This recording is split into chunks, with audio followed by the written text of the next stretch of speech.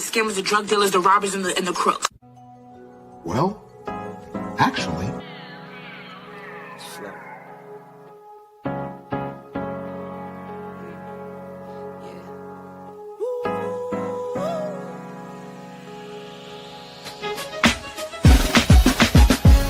Yeah, I'm watching the rise, and I wouldn't say I'm shocked, cause I'm hardly surprised. This one's for the ride, this one's for who knew I'd make it, just needed some time. This one's for my wife, could've left 1,000 times just to by my side. This one's for the grind, I knew it would happen, just had the strength in my mind. It's the Travel OG, and welcome to the Black Manosphere Conclave 5.0!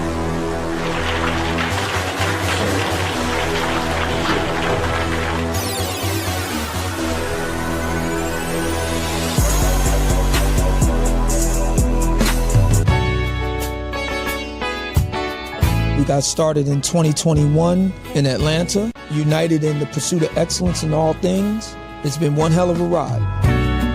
Can I tell you what's on my mind? Cause I've been thinking about it for quite some time. Hey, can you give me a moment to declare my love? Can I tell you what's on my mind? We're now focusing more on opportunities for men, in particular passport bros. Guys who go abroad, they want to have a different lifestyle, they want to have a different achievement abroad. Oh yeah, there's without a doubt the narrative has changed for us greatly. I just finished speaking and having a chance to tell individuals about how to live the American dream outside of America. And I was here to help so many men when it comes to understanding what they need to do in order to relocate. With the political climate, things that are happening worldwide, guess what? Nobody's coming to save us. So it is indicative that we all bound together, tighten up like a fist, and strike a mighty blow against everything that's fighting to stop us, man. It's nothing but good, positive people, good, positive energy with one goal in mind, and that is to make money, get the hell out the Matrix, and enjoy your life. You dig? So shout out to all of y'all. Theme music.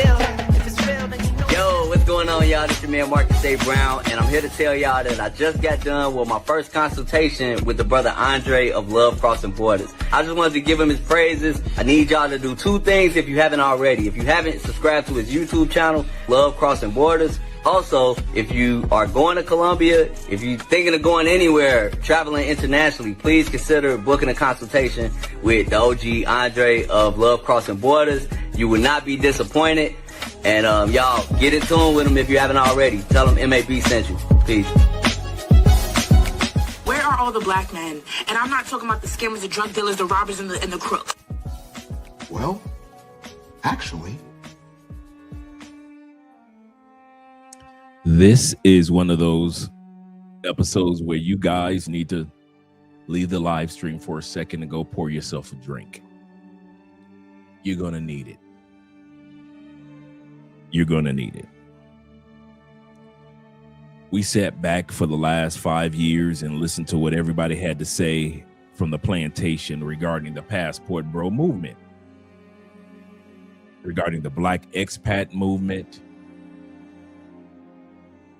And at the end of the day, those men and women who are left on the plantation are at odds with each other. Our brother Anton, shout out to Anton, even told us to come back home. Come on back home. I'm going to ask Anton this. Come back home to what? After we see what's going to take place tonight, after you guys get a chance, and I've been following this for a while, late night TikTok is not your friend, black man. Late night TikTok is not your friend, black man. Late night TikTok is not your friend. Late night TikTok is when the women get to come together and plot their plans regarding what they think about you, how they feel about you, black men, and what they wish the outcomes are. Nobody talks about this, and I've been following this trend for quite a while. And I could see if it was just 1 or 2 sisters, maybe even 10 or 100. But last night, just to prove my point, I went from live stream to live stream to live stream to live stream. And you guys are going to hear what I heard in every one of them when it comes to the plots and the plans of not all Black women, but enough Black women to where you're going to need a drink tonight. You're going to need a drink, Black man. All you guys that's trying to get us to stay on the plantation or come back to the plantation, I'm going to say this one thing before we go into the intro. You should be ashamed of yourselves trying to convince us to come back to go through the living hell that these women have planned for you. But before we go into that, shout out to all you guys that are here.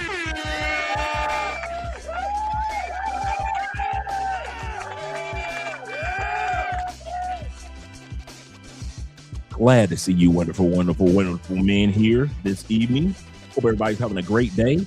I'm telling you, this is going to be a doozy. This is going to be a doozy, gentlemen.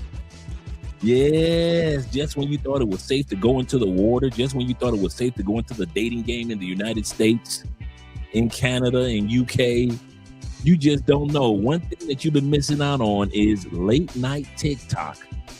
They have been going so hard on you men in the United States, Canada, and UK. I was even thinking about just doing a channel dedicated to late night TikTok. A YouTube channel dedicated to late night TikTok. Because some of you guys are in bed getting ready for work and you do not know how your female co-workers, the women that are in your mosques, your temples, your churches are talking to you or talking about you when they're talking to each other on late night TikTok. So we're going to let you guys listen in. Like I said, if I had just recorded one, then you could have said, well, that was those ladies on that group. Oh, no, on contrary, my friend. It is not just one time, but you're going to hear tonight several channels that have been planning and plotting your demise. Shout out to you. My brother David Dice of the Dice family. Glad to see you here, brother. Dave says this. He say, Bray, he say, what more can we say? Any more sisters will be sisters. He say, any more sisters will be sisters, no peace or happiness in their lives. I'm at that point where I don't even blame the sisters. I'm not even hot with the sisters. I'm disappointed in the men. Shame on you men who have the audacity to tell us to come back to the plantation. You tell us to run back to relationship and incarceration. You tell us because you're not happy and the laws that are against you when it comes to divorce, we're supposed to join in the reindeer games. I'll say that again. Because you're not happy back in the United States, back in Canada, back in UK and Australia and all Western Europe, when it comes to your relationships, you expect us to come back to that plantation and experience the same level of divorce and disappointment that you experience year in, year out. You know, statistically, 60% of all divorces, all marriage is going to end in divorce. But you decide to get married in the States anyway because you think that you could buck the system. This system is set up for you to get a divorce. But you think because you're in love, you can buck the system. But for those of us who have decided we're not going to do it your way, you have the audacity to get upset with us because we won't come back to the plantation. We won't come back to Mr. Gilmore's property. How dare you?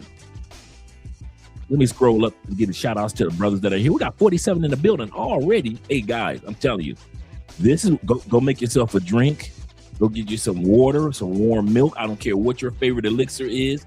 Fellas, you're going to need a drink for this particular episode. I'm going to say this now. Parental advisory is being stuck on this episode. This episode is not rated E for everybody.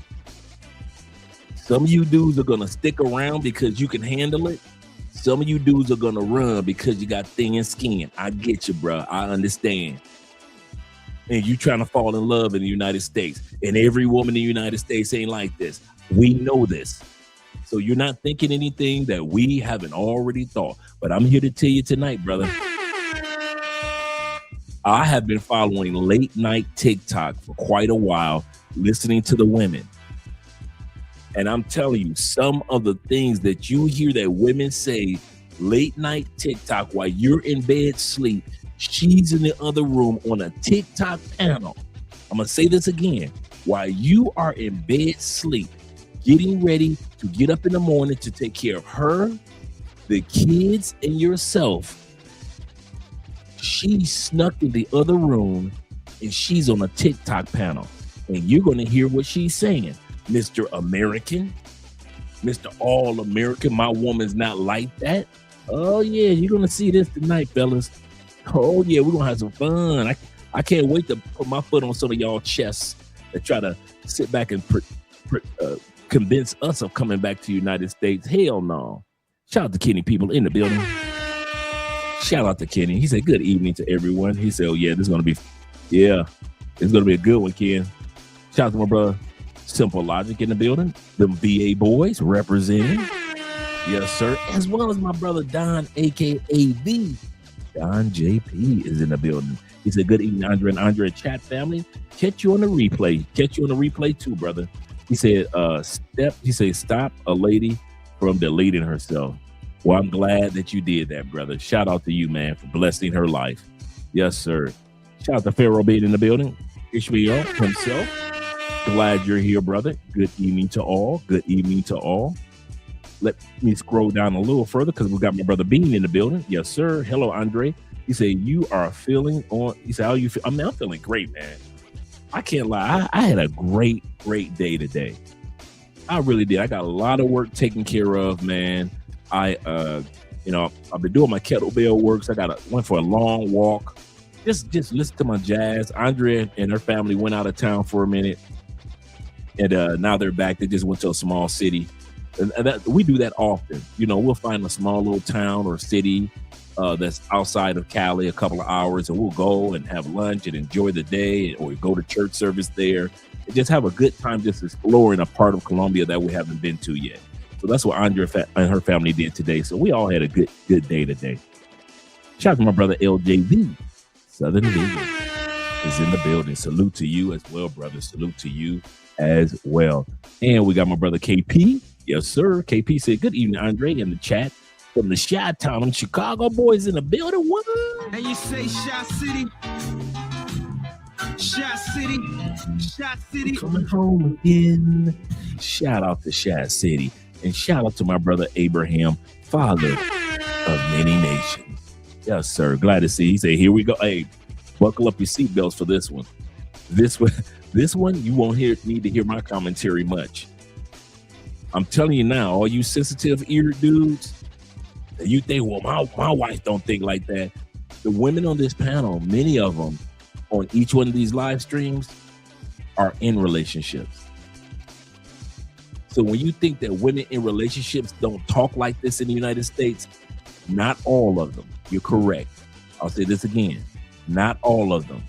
But some of y'all aunties, co-workers, women that go to church with you, women that pick up that teach your kids in school, them sisters that's teaching your little girl in school. These are some of the sisters that are on these panels late at night. So don't listen to this live stream from the perspective of, well, Andre just exaggerating. I'm not going to say much of anything. This live stream is dedicated to y'all listening, hearing it directly from the horses' mouths. Shout out to Zeta in the building. Y'all won't have to guess and say, well, Andre's just exaggerating.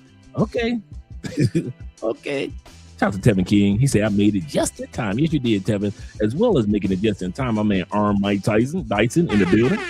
Shout out to Mr. Dyson of the class of class of or even birth of 1979. Yes, sir.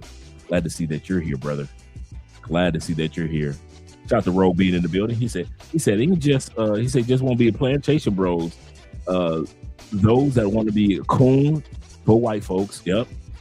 He said you got a bunch of those with sole purpose to marginalize black men. Absolutely correct. That's their sole purpose. You have not lied, brother. All right, what I'm drinking tonight is a little bit of coconut rum from the island of Curacao, right outside of Venezuela. We went to Curacao a while back. It's officially our favorite island. It's a Dutch island, and it's kind of crazy. If you get your citizenship in Curacao, you are also eligible to get your Dutch citizenship at the same time.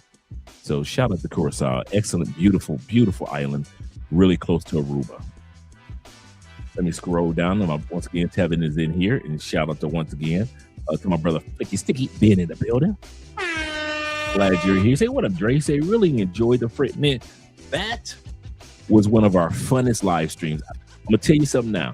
I did not expect it to be like 110 people in here for that particular live stream. I thought that, I kid you not, I thought that live stream maybe would have 50 people here. I did not expect the panel to be as much as it was, and I did not expect to see so many different new types of colognes that I've either heard of or hadn't heard of. I actually got a chance to write down at least 20, 25 new colognes.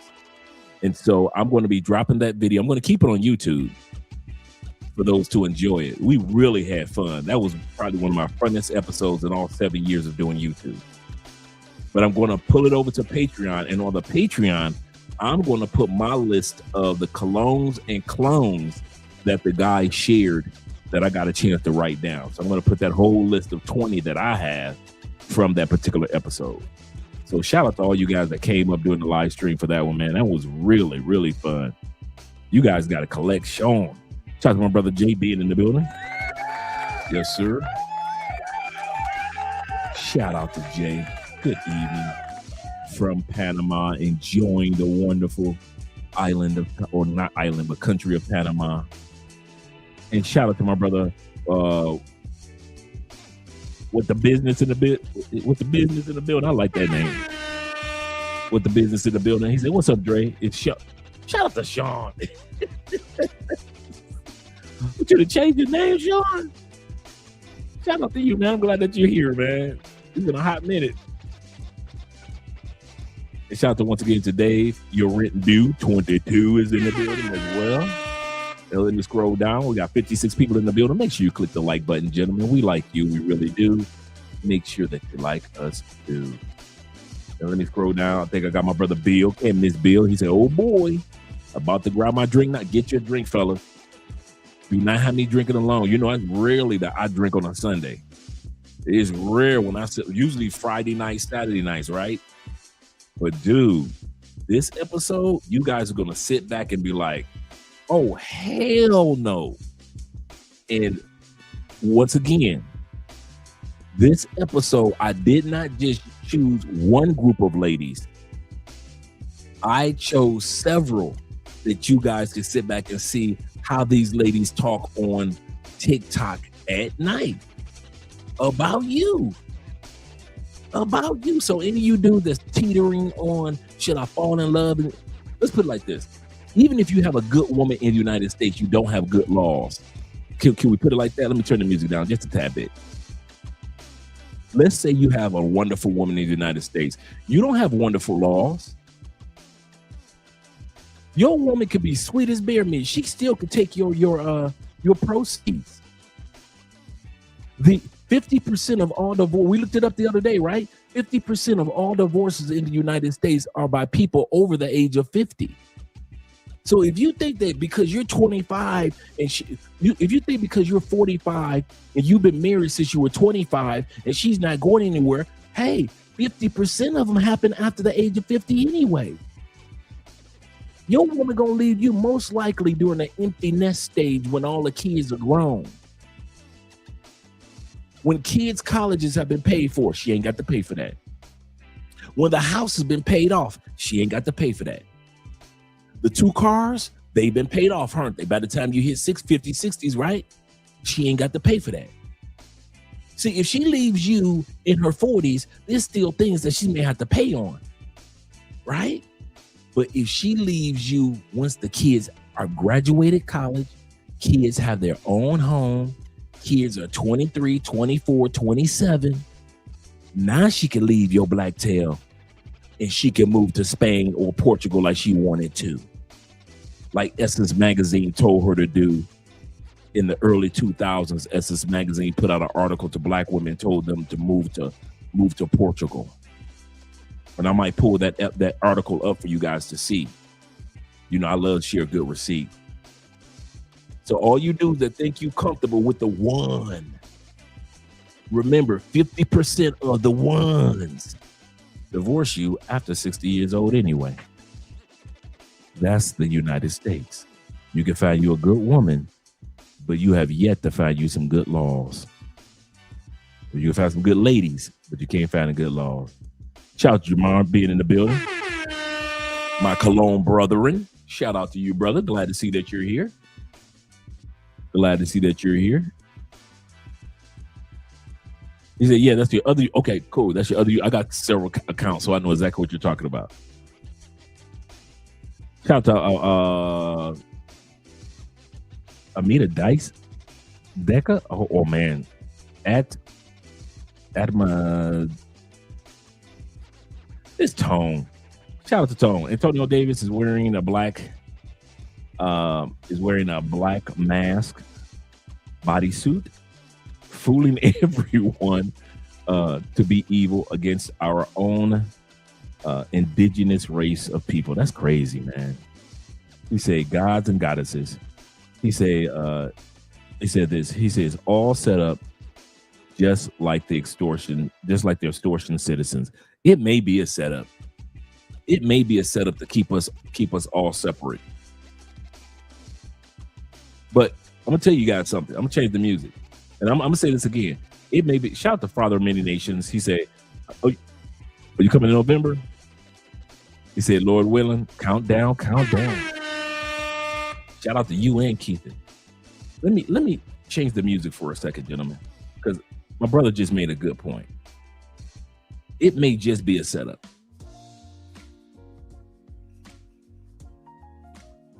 It may be a setup for many of us to be divided in the United States. I'm seeing it among white men and white women. I'm seeing it among Asian women and Asian men. I'm seeing it among black men and black women. Not as much as in the Latin community. It may be a setup. Here's the question I present to most of you guys, which I already asked myself this question. How many of y'all old enough or gonna be around long enough to see if the setup is true? I'm not. In 2 years, I'll be 60 years old. I might not be around long enough to see if it's a setup or not.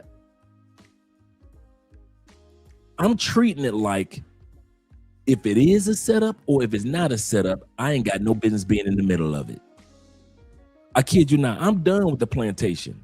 I love the United Plantation of America. Yes, I do. I love my country. I love Americans. Do not get me wrong. I am far from anti-American. I'm far from that. But I'm far from fooling myself into thinking that the black community gonna come back together in my lifetime. It's not going to happen. Now, some of you guys that are in your 30s, you might see it. I'm not in my 30s. I said it again. I know I've come to peace. Moses knew he would not see the promised land. He died on the hilltop. He knew. Martin Luther King knew. I might not get there with you. They knew. they would not see the results of their work to see black men and black women become billionaires, right? I've already come to peace. My job is to be a good example of a man of color, a good American, no matter where I go in the world. And when it comes to what's going on back on the plantation, it has very little to nothing to do with me anymore. Your gas prices, your potholes on the road, whether you got real food or fake food, whether they're making the meat out of machinery or whether they're making the meat out of rubber, I have nothing to do with that anymore. I will not be around to see them finally start feeding Americans real food again. That's not going to happen in my lifetime. Car prices for a new car will not go back under $50,000 on average in my lifetime. A house the average home in the United States will not go back under $400,000 in my lifetime. Some things you guys who are as older dudes, you got to come to peace with. And one of the things I've come to peace with is that I will not be around when the sisters and the brothers finally wake up to see, hey, this is a setup. I won't be around to see it. And a lot of you brothers don't want to admit to yourselves, you won't be around to see it either. You're going to be 73 and these sisters and brothers in the States and in Canada and UK are still going to be beefing. So for you to sit up there and talk about I'm about to get married and fall in love in the United States, well, you know the laws are not going to change in your lifetime, even if you get you a good lady. I'll say that again. Even if you get you a good lady in the United States, the laws are not going to change in your lifetime. She still can treat you like Tyreek Hill, marry you for 17 months, walk away with a $5 million house. What else she get? She got just straight up, she got $3 million in legal debts taken care of by Tyreek Hill. She's getting, I think it's $20,000 or $30,000 a month in alimony, not including everything else that she gets. She hasn't caught one football pass. 17 months. That was it. That's the longest she was with him. 17 months and she walked away with the bag.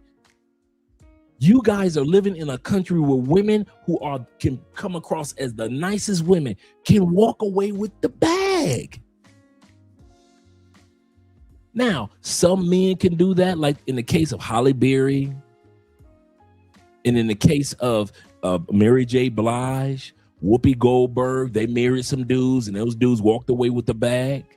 If Nicki Minaj ever divorced her husband, he can walk away with the nice little bag.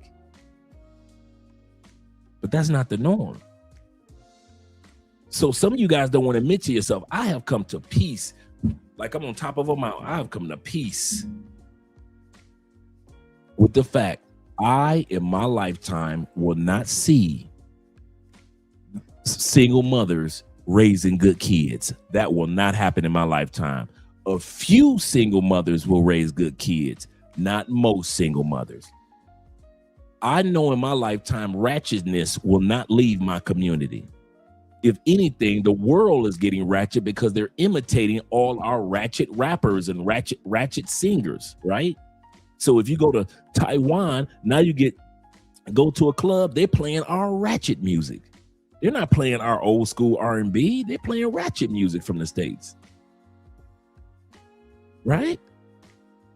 You can go to Hong Kong, you can go to Japan, they playing tip drill, right? So the world is becoming ratchet because it's following us. I know in my lifetime, I've come to peace. The United States, our hoods will not stop being ratchet. Bad kids in school will not stop being bad kids in school. If I live to be 90, that's not going to change in the United States.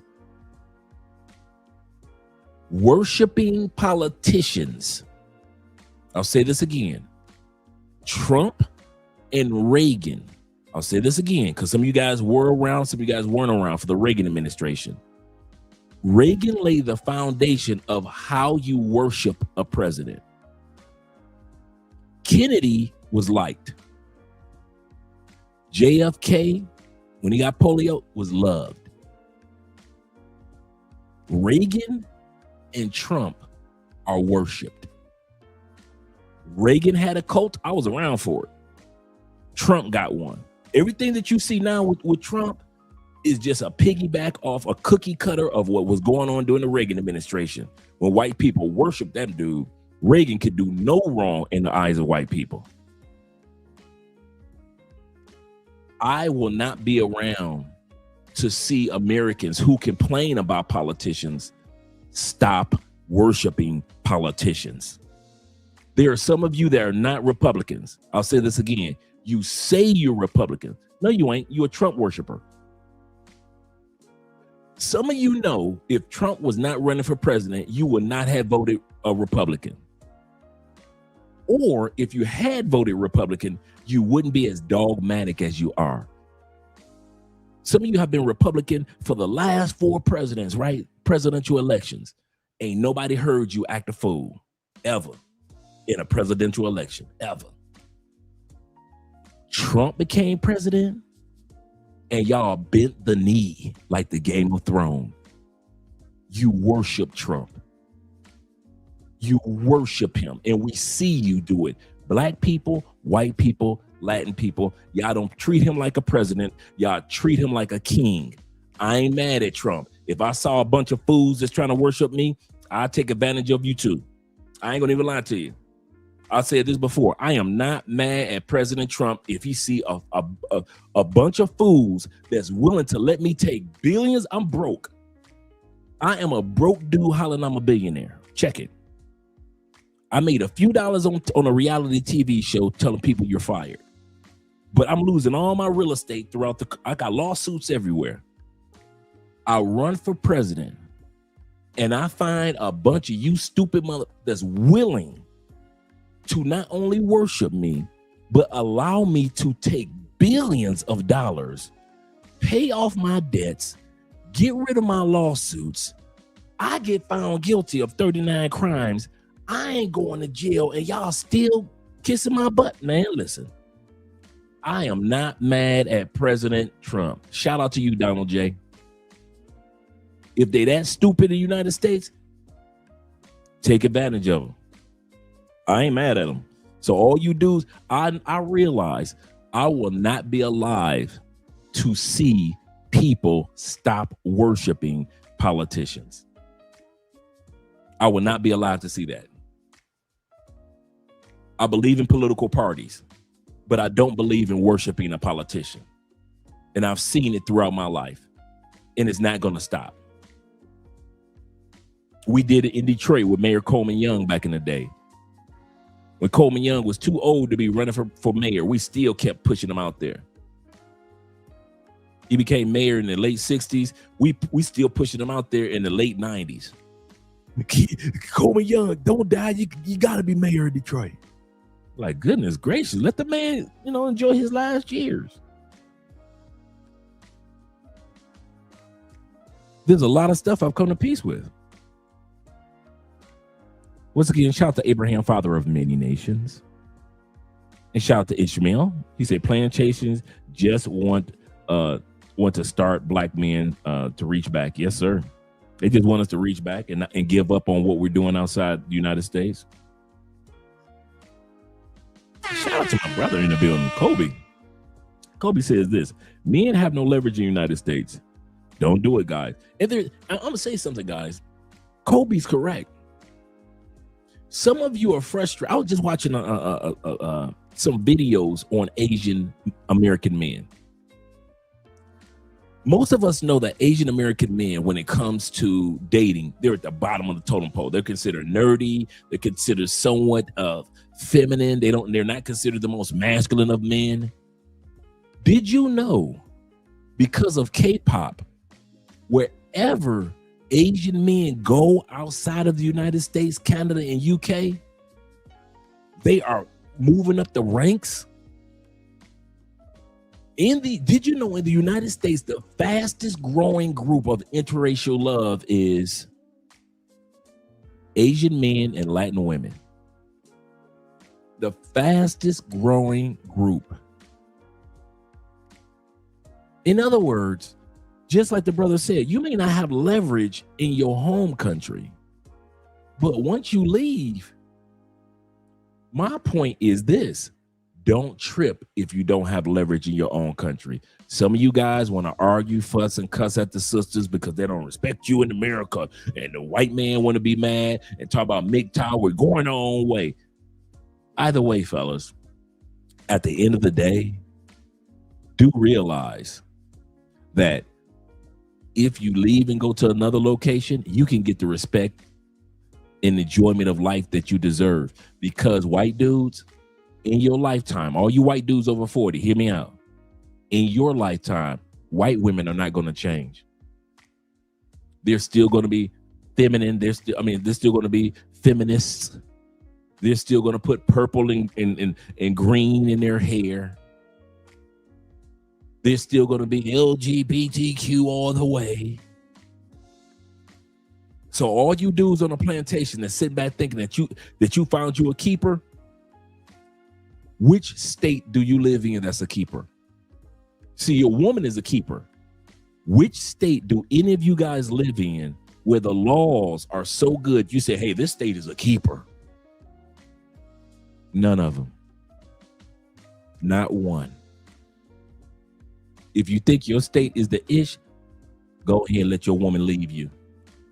You're going to find out how many laws, how your state is not the ish you thought it to be.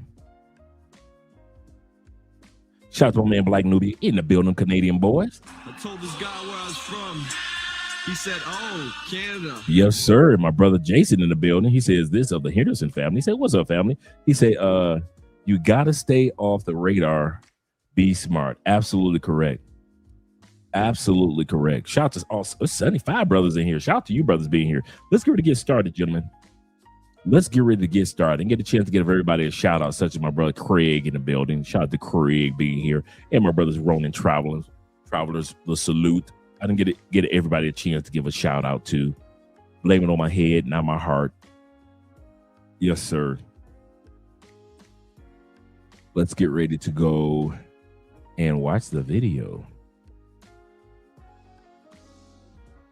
The problem with black women is black women don't listen to no fucking body. They don't respect anybody, and they're very unaccountable, and they're producing these children that they don't even want to date and that they know is problematic. But instead of holding themselves accountable and saying that they maybe didn't produce the best child, they rather blame the father for not being there when they wouldn't allow them to be there because they want to be married to the system and they want to get the benefits from being in the system. It is quite disgusting to me. And black women are never going to be beneficial to the community as long as they keep these attitudes. You're not going to help the community. And the best thing that black women can do for the community is work with black men, is respect black men, is hold yourselves accountable, and, be there for your children. Be parents to your children instead of being in a club, instead of trying to extort men for money or whatever it is that you guys do. And maybe instead of attacking people because they say hard truths, maybe you should look inward and attack yourself and attack your demons instead of just deflecting and projecting all of this negative energy on everybody else. Okay? The behavior that is coming from black women is disgusted, and you guys are not the most educated. Now, before we go any further, most of this video tonight is not Andre talking. It is black women talking about black women, because as we go on to hear what the women of TikTok, late night TikTok, has to say about us, there are sisters like this sister that just spoke that are tired of the idiocy that a lot of sisters are showcasing. Once again, not all sisters, because you got to always give a disclaimer. I'm so tired of doing that among black people. We always got to explain ourselves. I'm not talking about everybody. Only we have to say, I'm not talking about everybody. Because we realize that there are a lot of people that aren't mature enough to realize that we aren't talking about everybody. So why are we mad? What are we mad about? I can only draw the conclusion that black women are so angry because we're out of order. When you're not fulfilling your purpose and your nature, you're not operating in the nature for what God created you for, you're gonna be mad. And you can pretend all day long that you're some boss bitch, you're in charge, you should be in control, you can stand toe to toe with men. You cannot. And when you have to wear such masculine behaviors, you're not going to be happy about it, or you're not going to come across soft and happy because you're walking around wearing clothes that you're not supposed to wear. We're not supposed to be men. Violence among women. I don't do violence. Because I stood up, that was violence? You're unsafe. You are not a safe person. I'm aggressive, period, and I know but that. It's not working. I speak aggressive, it's not and working. I know that. And if you're not willing to change, I can't help you. I can't.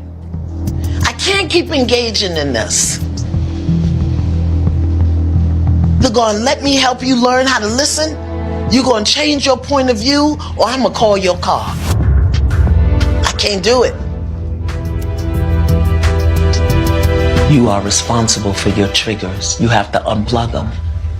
Miss Nicole, I don't know you from a can of paint, and this is what I'm gonna tell her. You may love your children with every fiber of your being, but there's no way with that level of violence in your body that you're a good mom. No, a white person trying to make fun of black people. See, now you're crying, and I was just trying to make you laugh. No, don't do that. Okay, I'm sorry. Now I'm gonna make fun. I was trying to be empathetic. It wasn't funny. It was not. No. I don't care. You trying to laugh at that shit. How dare I at a comedy club? I don't even know what he's saying, but it's just shit sounds tense. You a bitch. Why do you think I'm doing this for a living? You think I was a football player? I'm a bitch, goddammit. There's nothing you can say to me I haven't said 6 inches from the mirror. You're the first name going in my suicide note tonight. Tonight. He said, you're the first name going into my suicide note tonight. You see how the sister called him a bitch? I've watched this guy's show. He talks about every race. Every race. I've seen him do Jewish Nazi jokes. I've seen him do jokes on white people. I've seen him do jokes on Latin people. But since the sister, the angry sister, doesn't like the joke, she sat up there and watched him. This is the funny part. The sisters will sit up there and watch this man crack jokes on Jewish people and laugh. Crack jokes on white people and laugh. But Lord, don't crack a joke on a black person. Let's go bring that back a little bit. Just a little bit. And he wasn't even moved by it. And she's on a date. She's ruining her date. Pathetic. It wasn't funny. It was not. No. I don't care. You trying to laugh at that shit. How dare I at a comedy club? I don't even know what he's saying, but it's just shit sounds tense. You a bitch. You're a bitch. Ain't that the same thing that they say about us if we don't do what they want? If we don't say what they want? Why do you think I'm doing this for a living? You think I was a football player? I'm a bitch, goddammit. There's nothing you can say to me I haven't said 6 inches from the mirror. You're the first name going in my suicide note tonight. Have a good night, Kamala Harris. Now's the time I need you on my side.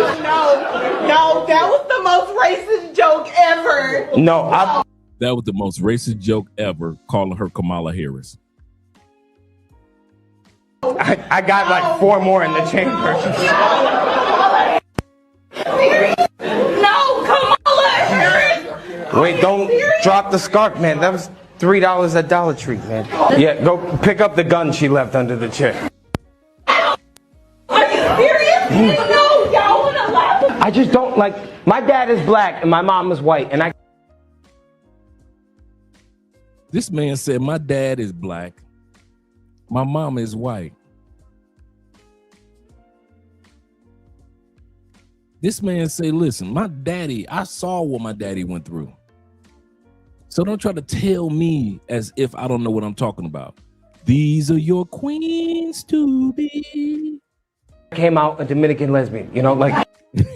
He said, my daddy's black, my mama's white, and I came out a Dominican lesbian. I didn't even do any of my black and white material. And she just looked at me and went, this motherfucker needs to pay reparations. The most dysfunctional thing that is coming out of the black community right now is the behavior of black women and the behavior of their children. Black women have dismantled the core of the community, which is family and structure and stability, and replaced it with chaos and control and confusion. And they don't want to build with black men, but have no problems aligning themselves with the government. Not only do they align themselves with the government, but they push all of the government's agendas, whether it's feminism, BLM, LGBTQ, welfare, whatever it is. If it's detrimental to the home, black women will be behind it. Mind you, you can't correct them. They don't take accountability. They don't want any order. They just want to be in control. Everywhere they go, there is chaos, and literally every situation they touch turns toxic, literally. Is she lying? Is she lying? Now, we know, once again, for a disclaimer, she's not talking about every sister. Dave says this. Let's see what Dave has to say. Dave says, he said, Dre, honestly, how many people from different areas have tried to help black women? And what does sisters do? Sisters always do without fail, disrespect and misbehave. Believe them, this is who they are, and can't explain it.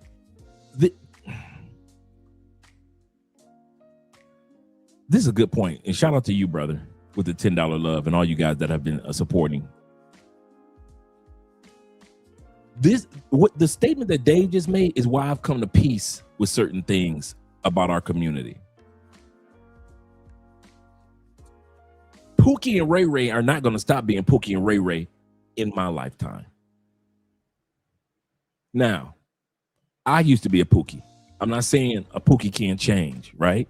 Well, none of us are saying that, because many of us grew up in the hood and we moved on. So I'm not saying it like that. I'm saying that in masses, there will always be a Pookie and a Ray Ray in our neighborhood. There'll always be a Tupac. There'll always be a DMX. No matter how educated these men were, the part of themselves that showcased the most was the hood part. I'll say this again. I've come across many interviews about DMX. They say he was a very educated, articulate man. But because of his audience, he had to showcase the Pookie side. Same thing with Tupac. Because of his audience, he had to showcase the Pookie side, even though both of these men, by way of their friends, say that they were very intellectual. That side of our community among men is not going to change. All the passport Pookies and passport Ray Rays, Nook Nooks, and Paw Paw. Paw Paw is the old Pookie. They my age, but they still going to other countries and getting caught up and getting locked up. Paw Paw, over 40. That's not going to change. When it comes to the ladies, some of you brothers going to live a frustrated life waiting around for sisters in masses, not individuals, but in masses to change in your lifetime. It's not going to happen. Not in your lifetime. Black love is not going to happen in your lifetime. You can forget about that one. If you are over 40, I'm telling you now, tell me I'm wrong. Tell me I'm wrong. Black love is not going to happen in your lifetime. The black love that we saw in the 70s and the 80s and the 90s, that ain't going to be no more Love Jones movies coming out. You can forget about that. There will not be another believable love and basketball movie coming out anytime too soon. That's not going to happen. You can forget about those type of movies. The Four Brothers and Brothers movies and the Best Man movies that came out with black people getting made. You can forget about them. The movies are not coming out anytime soon. Maybe on Temu. Maybe Temu might come out with some of those. Did I say Temu or did I mean I meant to? What's the other one? I said Temu, which is you can order your products. But I meant to say what was the other one that a lot of Detroiters are recently putting up movies? Yeah, Black Love is gone, man. T-Boo. That's it. Tubi. Thank you. Tubi. Yeah, you can probably find that on Tubi, but that's like a movie that's written, a script. Thank you, brother. Shout out to you being here. But yeah, you in your lifetime, if you over 40, you waiting for Black Love, you gonna keep waiting. You gonna keep waiting for the slow jams to come back. Where women had slow jams talk about how they spoiled their men, and men had slow jams talk about how they spoiled their women. Ain't gonna be no more Teddy Pendergrass talking about turn off the lights, light a candle. It won't be no more After 5 talk about I'll give you the sun, the rain, the moon, the stars, and the mountains. I'll give you the world. Ain't gonna be no more of that. Ain't gonna be no more like Lisa Stanfield. I may not be a lady, but I'm all woman. Ain't no more of them songs coming out. If you are over 40, you know you got to reach back in the back of the crates to hit them some of them slow jams. Ain't none of them songs Afro. You will hear the best of Afro beats before you hear a romantic song in the black community. That is not gonna happen. You can forget about that. They didn't even let neo soul flourish, but for about a good 10 years. Neo soul ain't even as. Remember at one point in time, neo soul was taking off. Man, they smashed neo soul so fast. So now neo soul is once again considered like an underground version of R&B. You ain't hear no neo soul on the radio like you used to all the time. You are not going to hear Anita Baker talking about, I apologize. Believe me, I do. I apologize. You ain't going to hear no woman singing, talking about she apologized. Y'all going to keep, okay, stay on that plantation you want to. Stay on that plantation you want to, waiting for some Anita Baker songs to come out. Some of these women to come out and talking about they apologize. I take accountability. Cause I love my man. I love my man. So I take accountability. Ain't gonna be no song called I Take Accountability. Ain't gonna be no song talking about it was my fault. I broke up our love. It was my fault. He gave me everything I need. It was my fault. Ain't gonna be no songs like that. Ain't gonna be no Natalie Cole, I'm Catching Hell. For all you guys that ever heard Natalie Cole, I'm Catching Hell, living here all alone. Natalie say, if I could replay that whole scene again, I would never let confusion come on in. The song was about her getting in an argument with her man. Her man left. And the song is about Natalie say, I'm catching hell. Living here alone. I'm gonna say that again. I'm catching hell. Living all alone. Natalie say, this is my story. This is my song. Y'all ain't gonna hear no women admit that they catching hell, living all alone. We talking about women with Natalie Cole money from her daddy, Nat King Cole. And she said, when I lost my man, I was living hell. These women ain't gonna be admitting this to y'all. Not in my lifetime, not in your lifetime. So for all you dudes that think that it's gonna all change and black love gonna come back, yeah, you better listen to some slow jams. Yeah, you better get your Stephanie Mills back, talking about learn to respect the power of love. And I've never knew love like this before. Open my eyes and I never knew love. Man, shit. If you over 40 and you waiting for black love to come, y'all crazy. They will put the black love posters. If ain't gonna be another Soul Train. Detroit ain't gonna be another dance show or The Scene again. Ain't gonna be no more of them shows. You can forget about it. Ain't gonna be no another Soul Train. When it was black love and black people could just dance and have a good time. Oh, hell, y'all crazy. Y'all really, wait a minute. People in the United States, please. Do y'all really think in the comments, do y'all really think that black love exists right now? I'm not talking about one or two couples. I'm not talking about your grandmama and them that was around for black love. I'm not talking about our generation of black love. I'm talking about this generation now.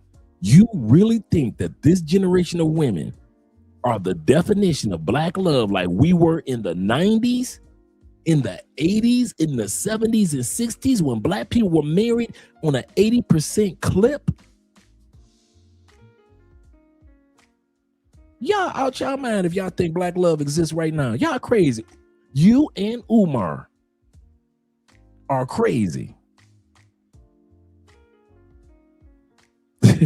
He say no new dance. Nope. All you Detroiters already know what I'm talking about. No new dance show. No more scene. It's 6 o'clock and it's time to rock. We rock nonstop all around the clock. We don't stop. Sugar, salt, and salt. If you didn't go dance, if you don't get on dance floor, it ain't my fault.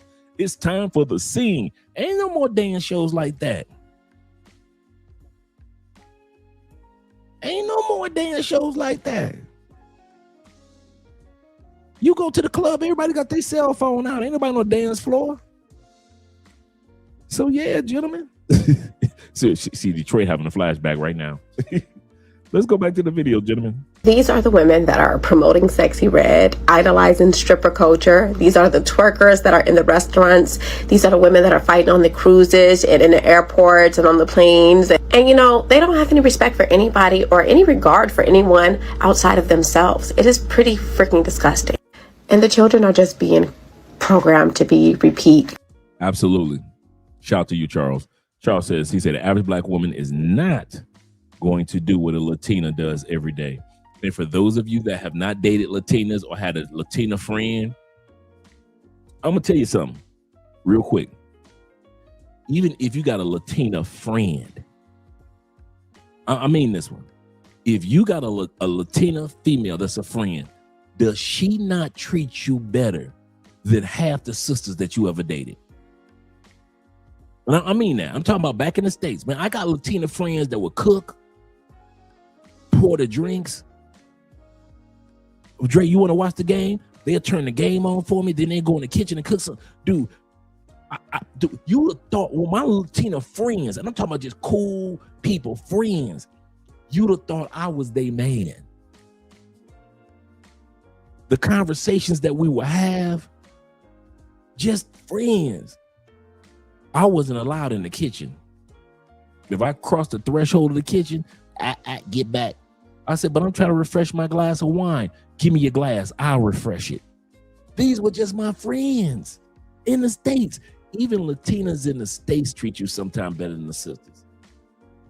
Stop me when I'm lying. Stop me when I'm lying, dude. If you have ever had a Latina friend, bruh, you be like, you know what? I didn't think about it. But you know what? She did cook all the time. Make sure I had a little something to eat. She did make sure my glass of wine was full or my glass of whatever. Yeah. Yep. That hospitality is a big thing, man. Now I'm talking about women that you ain't smashing or nothing. They cute, but you ain't smashing them. Man, dude, some of y'all need to get y'all some Latina friends, man, in the States, even before you leave the United States.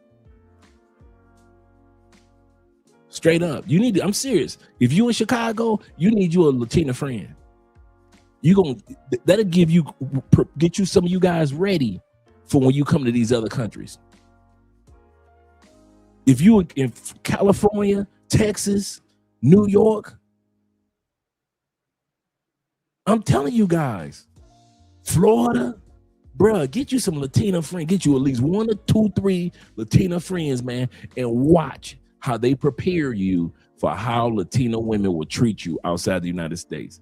How they treat you in the States is just an introduction to how the women will treat you outside the United States. That is no lie, bruh. T-Mac says this. He said, I got addicted to the novelties in colleges. In college, he say, novellas. Yes, sir. Man, I got addicted to the novellas when I was in prison. When I was in prison, I was watching novellas because the Latin brothers would be sitting right there. They watching TV and shoot. They would translate everything to us while we're in prison. So we'd be like, damn, what she just say, dog? They'd be like, she said that. I'm like, no, hell no, she didn't. So, man, yeah, I'm with you. He said, got hooked on the novellas. He said, in college, yeah, we used to watch the novellas too. He said, because I would go over the house of my Mexicana friends. Absolutely correct. Those mejores camino was the show. Oh, that was the show.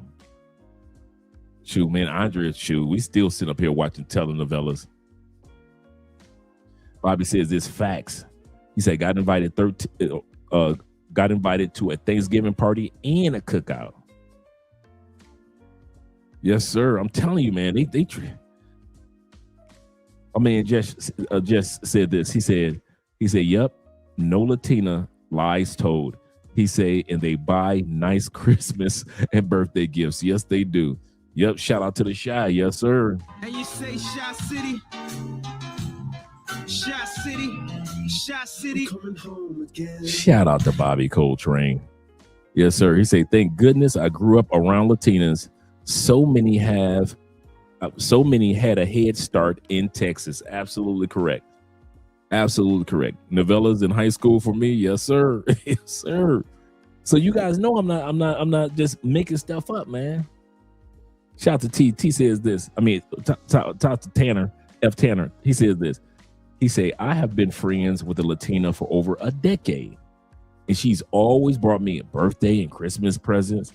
He say, my sister doesn't even do that. Absolutely correct, bro. I'm with you guys in regards to that. Shout out to the Yay area. Shout out to the San Francisco, Oakland boys. Shout out to the Yay. He said, being from the Yay area, yes, sir.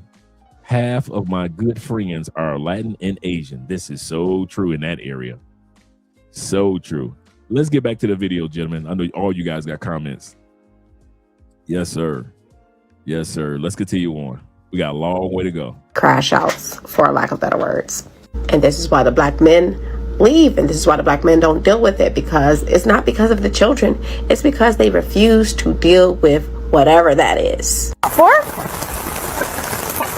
To go to work. To work. Women fought for this. Now they're mad and tired. They fought for the right to go to work, and now they don't want to go to work. I've came to the realization of just don't want to work. And don't. I hate it. Women are not meant to work 9-to-5 jobs. I've said this before and I'll say it again. We shouldn't have to work 9-to-5 jobs. Women are meant to go to Pilates class, tan by a pool, read a good book, take care of the children, make good food, and be provided for by a man. There's no way a woman can be in her feminine energy if she's sitting at a 9-to-5 job. They gotta change the motherfucking retirement age. It's gotta be like 45 now, because I'm tired. I'm tired. I'm done. Yeah, I'm tired of working. Really am. One day out of this year, I just need to wake up to something good. Like, this is what amazes me about women saying that they're tired of working. Did you guys know this stat? And I can pull it up, in a while if you want me to. Did you know that over 90% of all air-conditioned jobs women do? I'll say that again. If there's an air conditioner in that building, the people that are working the majority of the jobs, 90% chance, are women. Men only work 10 to 15% of air-conditioned jobs. Office jobs, the hospital, tech positions, things like that.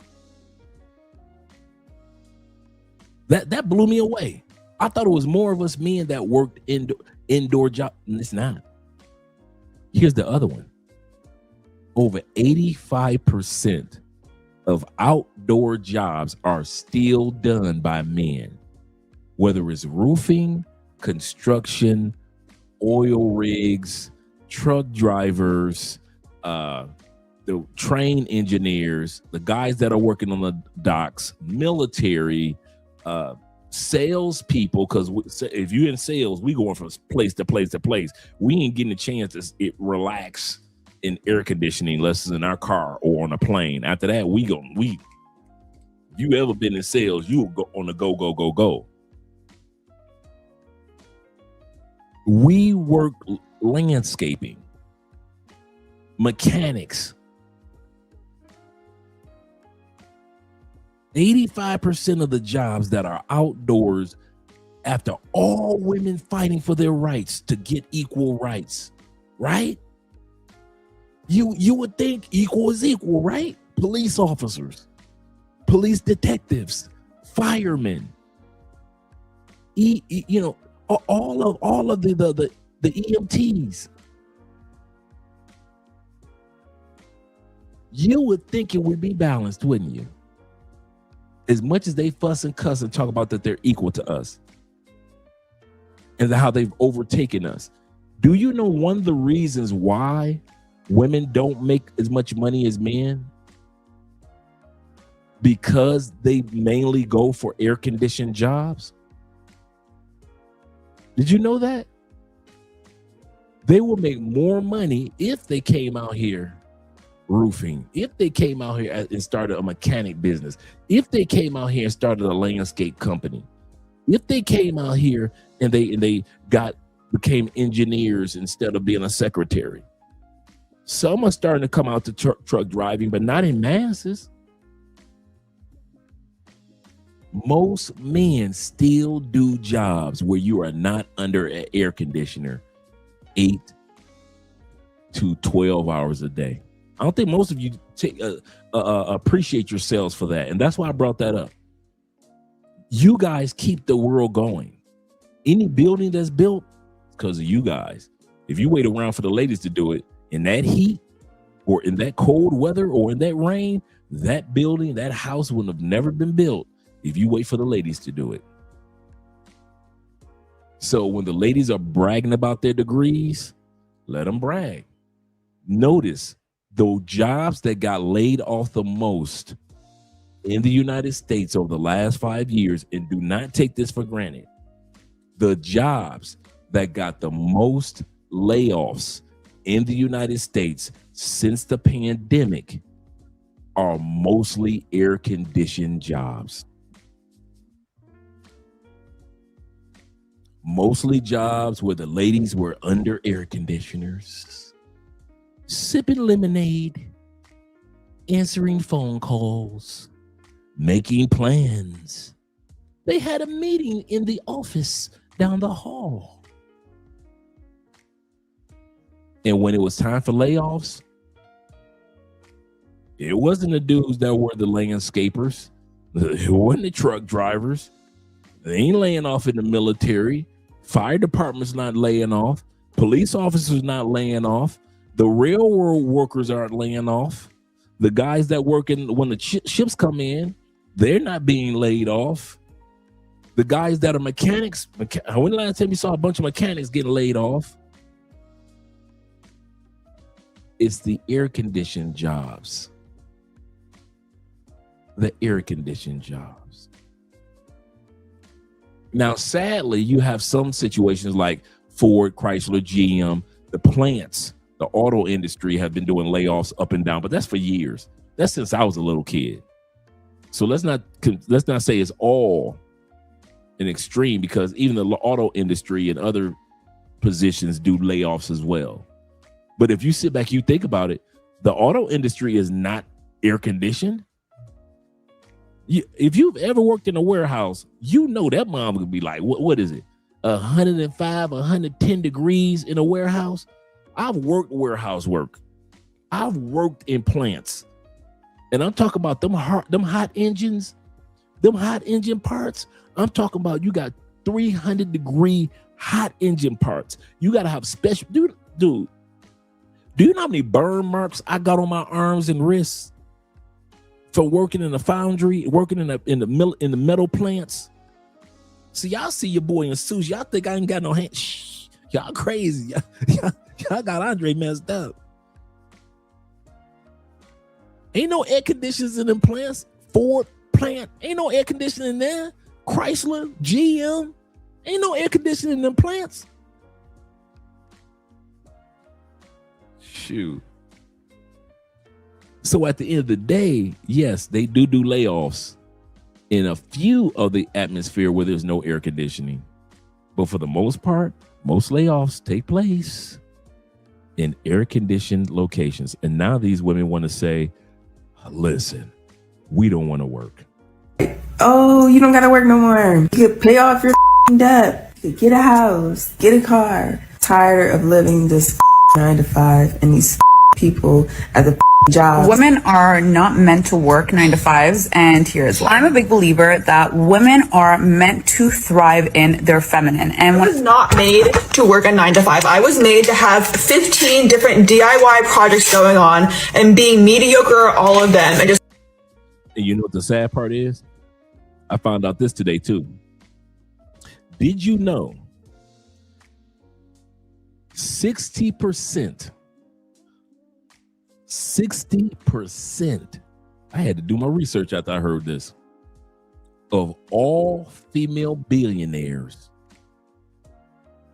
are from China. 60% of all female billionaires are from China. And there was a reason why. China has never had a housework or a work at home mom era. Chinese women have always had to work in order to accomplish what they've accomplished over the last 50 years. So they've always had to be labor oriented or business oriented or entrepreneurial or creative. They've never had, over the last 50, 60 years, to get China to have the infrastructure and the technology and all that it's had. Women have had to put in just as much work as men do. When it comes to academics, women and men are judged equally. They've never had a Sally Homemaker era in China. When China was extremely poor, women had to work in the rice fields and paddies just like the men. When they started making money in the 80s, 90s, and 2000s and building the country in which we know it is today, everybody had to put their hand into it. So women in China are so accustomed to the entrepreneurial or the working side, they never had an era of Sally Homemaker. That's crazy. I never thought about that. Not as a mass, maybe a few here, a few there. They were saying that if you were a Sally Homemaker, that means that your husband really had a good job and or really had already had his own business and everything. The other thing is, they said that women in China, the reason why they have been able to be make the amount of money that they made is because their mom and dad had bought property. Remember, over 99% of Chinese people, I think it's 98%, own a piece of property, right? Which is amazing. And when mom and dad pass on, they got mom and dad house or apartment in that particular city. So they didn't have to invest in, I need a man to have somewhere to stay. So they come from a culture that women did not have a Sally Homemaker moment over the last 50 years at least. They inherited mom and dad property, so they weren't pressed to have to pay rent or find a piece of property to buy, and they can invest their monies. And that's why 60% of, I can look it up, 60% of all female billionaires in the world are from China. That was, I watched that this morning. I was like, what? But then it was understandable. I was like, I get it. But then you got our women in the United States. They want to sit back and chill. I don't want to work. I don't want a job. Yep, everybody had to work. Everybody had to work. He said, I think it's the highest in Singapore as far as female millionaires. I can agree with that. Being out there, and I was watching some videos on Singapore. I didn't know Singapore was so small. They said Singapore is like if you took all the people in all 10 million people in New York and put them on one part of the island. That's Singapore. Not saying that Singapore has that many people, but Singapore is so small, and with the 1 point something million people that it has, is like they're stacked on top of each other. Yeah. You say Singapore is a city. Yeah. It's a city state. That's a good way of putting it. Yep, under communism, everybody had to work. Absolutely correct. He said, I think the highest in Singapore for the female millionaires. Yeah, I did not know that about China. He said, formerly outcast from, I did not know that. Good point, T-Mac. I did not know that. Yeah, and it's very, very expensive. I did know that. My man Ben in the building. Ben says this. Shout out to you being here, Ben. Ben says, he said, barely air conditioned, or they have these fans that are filthy and didn't move. Yes, sir. And shout out Nazarene of the Way in the building. He said only hard work women should be doing is to joint work with their man and the household business. TBH, yes, sir. He said once they hit a certain threshold of independent career, it works against them. This is true.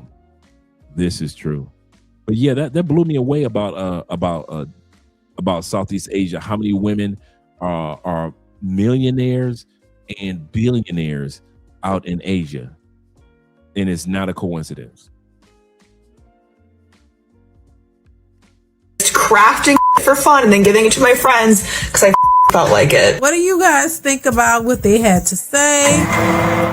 Baby, so listen, this is where we are, 2024. Women are complaining about working, but they also fought to be able to work, to be independent, to be as equal as a man, to do what men do. So now. All right, before we go into now, everybody go into TikTok. This whole episode is dedicated to late night TikTok, and I've been following this for months, guys. And I mean this. This is how women, your sisters, your queens to be, talk about you on several dude, you do not have to go far. If you just scroll your TikTok late at night, it will amaze you how women are talking about you guys. First thing they want plantation bros deleted. One woman said, and I didn't get to catch it. I didn't get the chance to catch it on audio. That's what I'm listening to late night TikTok, right? It's like 11, 12 o'clock, right? I'm hearing sisters talking crazy. I jump out of bed and I run to the studio. I got to get this on recording. But before I got a chance to get to it, one sister said, I'm so happy I deleted 2 black men from this world by way of abortion. And the other women were cheering. We're going to hear this panel, but I didn't get a chance to clip that. Man, I wish I got a chance to clip that part when she said, I am glad that I got a chance to delete by way of abortion 2 black men. But we're about to listen to what the rest of what else they said. And this was just one of the panels that I picked up last night. And she had to do 4 years. At her daycare. At her daycare. She had, now, why the fuck did she have to do 4 years? She shouldn't have. Yeah, that's crazy. She shouldn't have did 4 hours. Fuck that exactly. shit. Because she has full-on proof of why she did it. So why in the world would that be necessary when the bitch that stabbed the nigga 26 times and then stuffed his baddie, and the motherfucking what's the name didn't have any rhyme or reason aside from her just being simply fucking psychotic. So I don't know what lawyers these bitches is using, but if you gotta go to trial about shit, you need to have other court cases that closely align to what the fuck's going on so you can prove what the fuck the point is. And y'all realize every time you don't like a black man or you don't want to get with him, they always say you mentally ill because you're not, like, the narcissistic behavior traits that they have is crazy. Just because nobody don't want to be with y'all, they mentally ill. Y'all motherfuckers are a problem that need to be exterminated. I need y'all motherfuckers to go. She said, y'all a problem that need to be exterminated. Now, mind you, not even 5 minutes before this, these were the women that were saying that, well, I forget which one it was, that said that she was glad that she terminated by way of abortion 2 black men. And I know some of y'all gonna say, well, they sound like big girls, or they sound like, that's why I scrolled, because I know y'all, I know how we men think. Well, man, just a couple of girls that they hating, them ladies just hating. They probably ain't got no man. Probably don't. Throughout this live stream, these are not the only women you're going to hear tonight. I want you to hear this again, because I know some of you guys are thinking, well, them just some big girls just hating. Okay. I'm not black, I'm OJ. Okay. This is just one group of angry TikTok. I'm telling you, these women are plotting on you dudes while you are asleep. These women are going into the other room, and this is how they are talking about you while you and the kids are sleeping. I wish that was the case instead of them unalizing us. I really wish. That dude was in the comments talking about she's getting bent over. I bet you I'm not. Oh, they're sick. You sick bitches. If the bitches let you hoe ass niggas touch them bitches is mentally ill their motherfucking selves. A hoe ass, bum ass, bitch ass nigga with no motherfucking backbone couldn't lay his dirty ass hands on me, bitch. You hoe ass niggas won't even feed your motherfucking children, bitch. You out here trying to make hoes of bitches you laid down with. I wouldn't let a dirty bum ass, purposeless nigga touch me if there was no other humans left on this motherfucking earth. Y'all black men are bitches. Anytime I saw, I'm wondering if these women ever knew black men who were protectors and providers. Y'all were never that. Y'all were never that. Never. So they're responding to the people in the comment section, telling them that, hey, you ladies sound bitter, you sound crazy. But these women are standing on business when it comes to this madness. Never.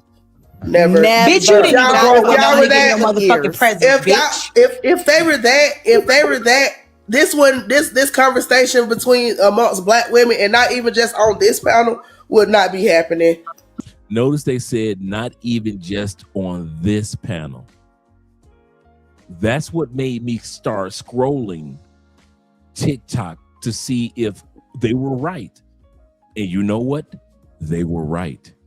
There are women all throughout, black women all throughout TikTok talking like this about you men on the plantation. See, they ain't talking about us. I'm gone. So I know they ain't talking about me. They ain't talking about T-Mac. He gone. Jay Clyde, he gone. Ronan Travels, he gone. Jay Fleming, he gone. Richie Mack, he gone. Ace Live, we go. Checking up, we gone. We already gone. So they're not talking about us. They're talking about you dudes that have the audacity to think that life on the plantation is better than when it comes to relationships. When it comes to relationships. And the reason why I said that, because I understand the United States, we are the best when it comes to making money, and we are the best when it comes to military. I'll say that again. We are the best when it comes to opportunities to make money, and our military is the best of the best. We're not the largest military. China has the largest military, but the best of the best is us. So in those two areas, money and military, we rule. But we're not talking about that tonight. We're not talking about immigrants tonight. And by the way, just a little bit of trivia for all you guys that like to always say everybody want to come to America. For all you guys that like to say everybody trying to come to America, that's everybody that's coming illegally. Did you know this? And I'm doing an episode on this up and coming week. Did you know this? United States for the last 5 years. So you can't blame it on Trump. Well, a little bit, because he was president before. Last 5 years has had a 10% decline every year in legal immigrants coming to the United States. So anybody with money, anybody with the mindset, anybody with the motivation is not coming to the United States. We are actually at a 10% deficit every year for the last 5 years. Even Colombia in the last 5-year window has had a 13% increase. United States is one of the few countries in the major countries in the world that's literally had a 10% deficit every year for the last 5 years of legal, not illegal people that's broke, poor, just coming in. We're not talking about them people. I'm talking about people that can actually got the money, got the mindset, have the education, have the desire. They're choosing every other country but ours.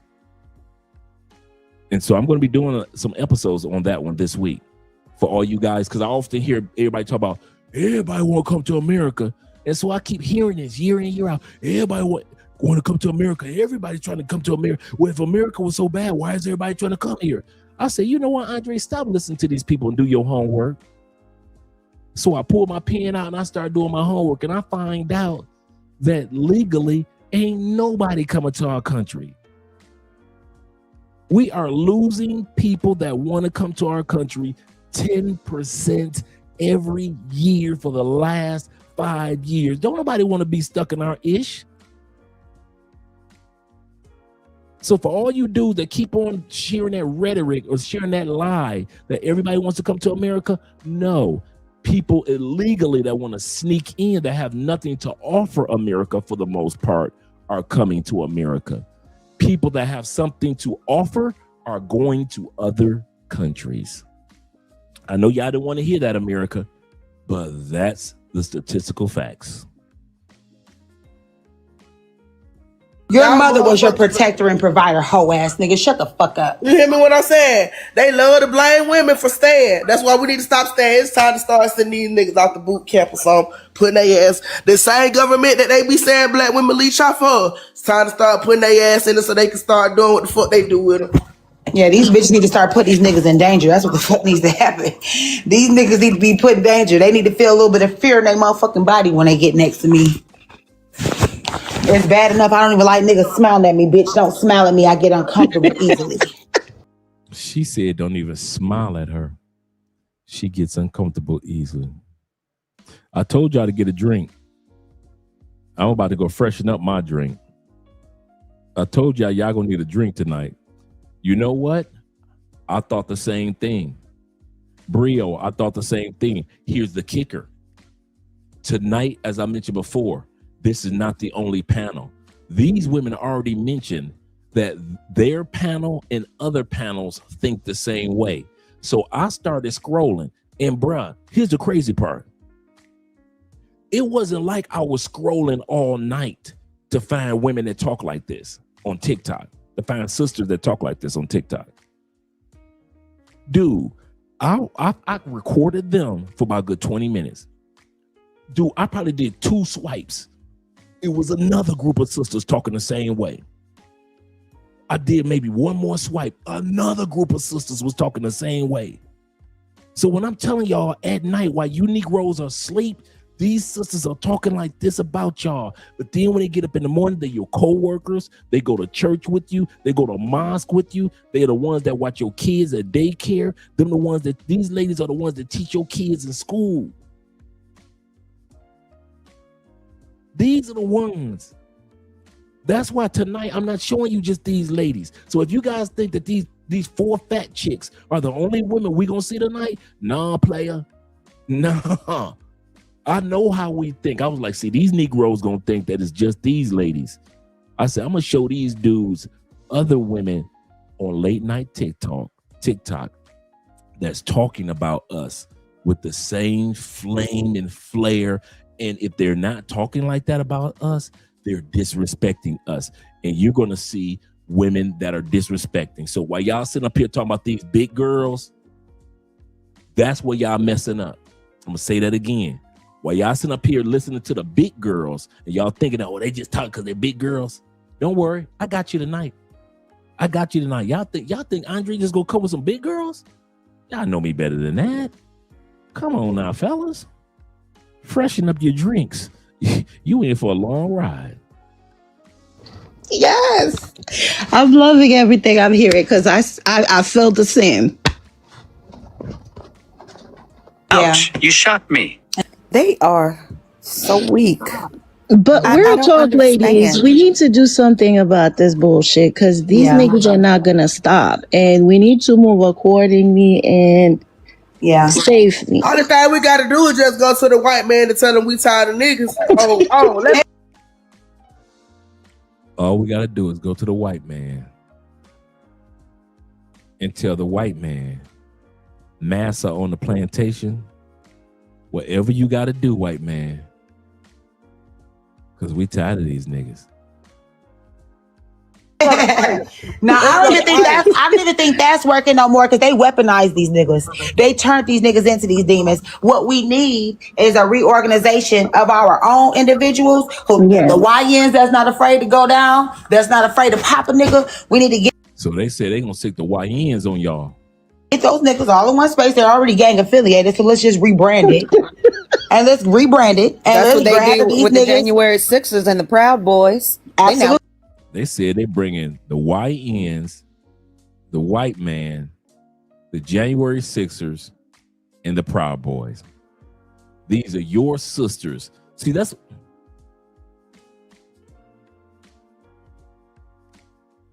Guys, you really need to do yourself a favor. Stop focusing on the fact that they big girls. Because when I was scrolling through TikTok, I found some pretty girls that were saying the same thing. I saw one sister, she was just bringing up anybody on her panel to say the same thing. Stop focusing on who's saying it.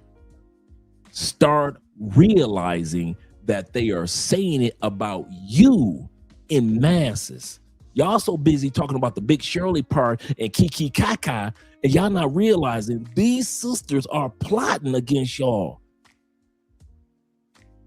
You gonna wonder, see, here's the part. You gonna wonder why your son got a D in class. When you know that he put in all his homework. You know that he was passing his tests with a B- average.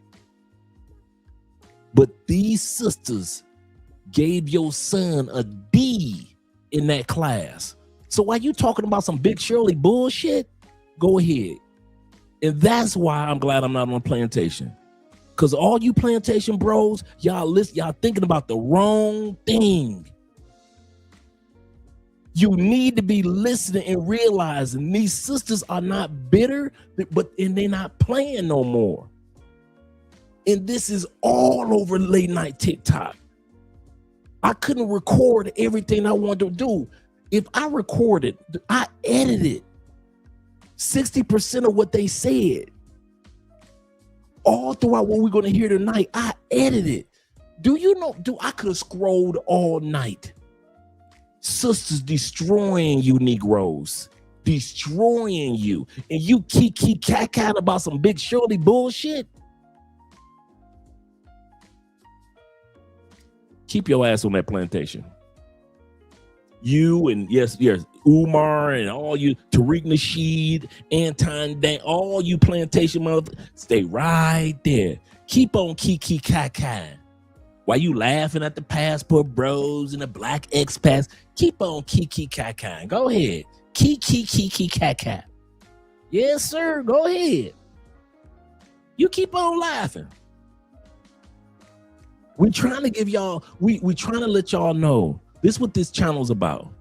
We're trying to let you guys know who are thinking about leaving the United States in the next 5 months, 5 years, or even 15 years, that your decision is not foolish.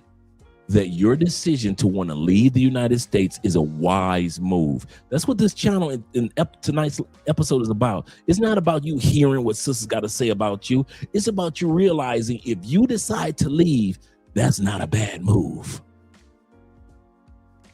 That's what this episode is about. Some of you guys don't know, should I stay? Should I leave? Should I fall in love and get married here? Or should I find another country? Get your ass up out of there. That's what this channel is about. But if you stay, you can't say nobody told you. So keep on cracking your little Big Shirley jokes. Go ahead. I ain't mad at you. I don't live there. Ain't none of what they saying got to do with me, T-Mac, all the other brothers that's traveling. We gone. They talking about y'all black asses that's still gonna be in the States dealing with that. And you might not be with a Big Shirley, but all these other women that we're gonna see tonight, your ass gonna be there with.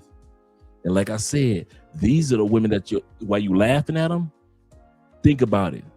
These are the women that teach your kindergarten son. These are the women that teaching women to abort your daughters and your sons that you would have had. They're the ones that's in the clinic saying, girl, get rid of that baby.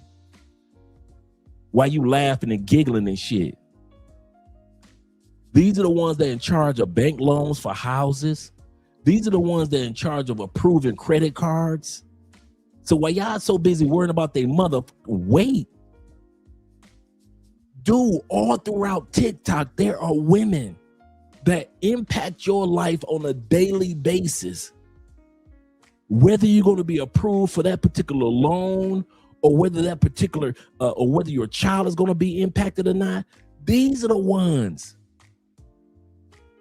Y'all laughing and giggling like it's a fucking joke. Y'all rabbit ass mind. These ladies wake up in the morning, go to work, and have an impact up on your 12-year-old son, your 7-year-old son, your 6-year-old son. These are the women in some cases make a decision on whether your son gonna get a scholarship or not. And you laughing? Let's go back to the video. Working for ICE. Correct. I mean, we need to flood. We need to correct. Flood. We need to gang. We need to get these niggas together. Here's the target. These are your future politicians. Mayors, city councilmen, school board directors, senators, House of Representatives. And you niggas laughing about their weight. Y'all funny. Here's the goal. Here's how you do it. Be smart. Don't get caught. Put you in a nice space. Teach you how to go get these niggas. I'm gonna teach you how to hunt. I'm gonna teach you how to hide shit. All that. Let me teach you. That nigga Ski said, I got $3. I'm a day one dad with perfect attendance. Y'all are damaged. Ski, shut the fuck up and get the fuck on, hoe ass nigga. You have no motherfucking life to have your shrimp dick ass still in this bitch talking to bitches that's ignoring your motherfucking ass. Get the fuck on. How would you feel, Ski? How would you feel if a nigga was beating the fuck out your daughters? How the fuck would you feel? You wouldn't be as right. You'll be like, well, what the fuck did Skill be like? What did you do to him? That's what Skill say. What would you do? Daughter laying in the hospital, eyes black, can't goddamn breathe or nothing. What did you do to him? Bitch, nobody give a fuck. Your daughter's in danger with your dumb ass. You acting like you don't understand what the fuck we're upset about. You don't understand about a nigga putting his hands on a child and how they will upset people?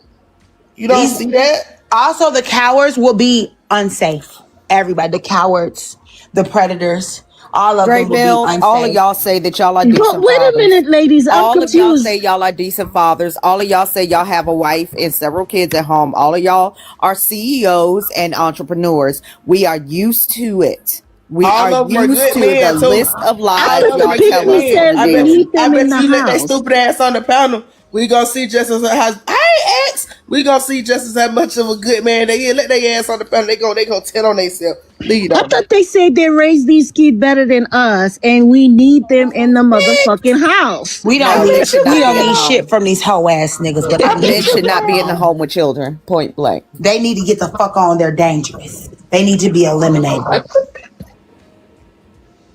It's not me. It's not me. It's never them. The Did you very have a father definition in of your a hit life? dog will holler. Did you have a father in your life?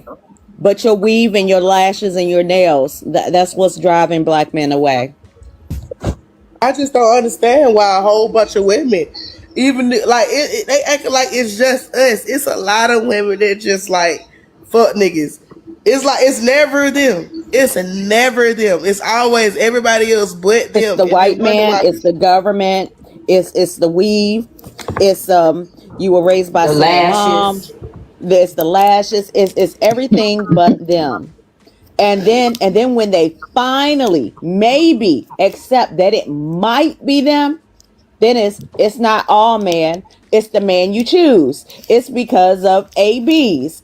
It's because y'all don't know when to shut up. I I changed. do I'm a changed man.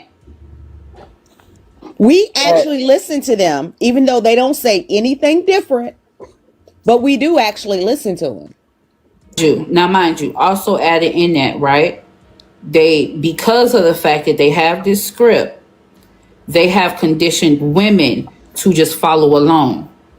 They have held us back from progressing because they are not able to progress. Correct. So in order for them to be on top, I have to stop everything that you do. That's why it has only taken us 50 years to catch up to them. In the workplace, in every fucking thing. It has only taken us 50 years since we've been able to work. Like, I mean, like, actually, not be able to work, but like pay taxes work. Yes, So now like, that yes.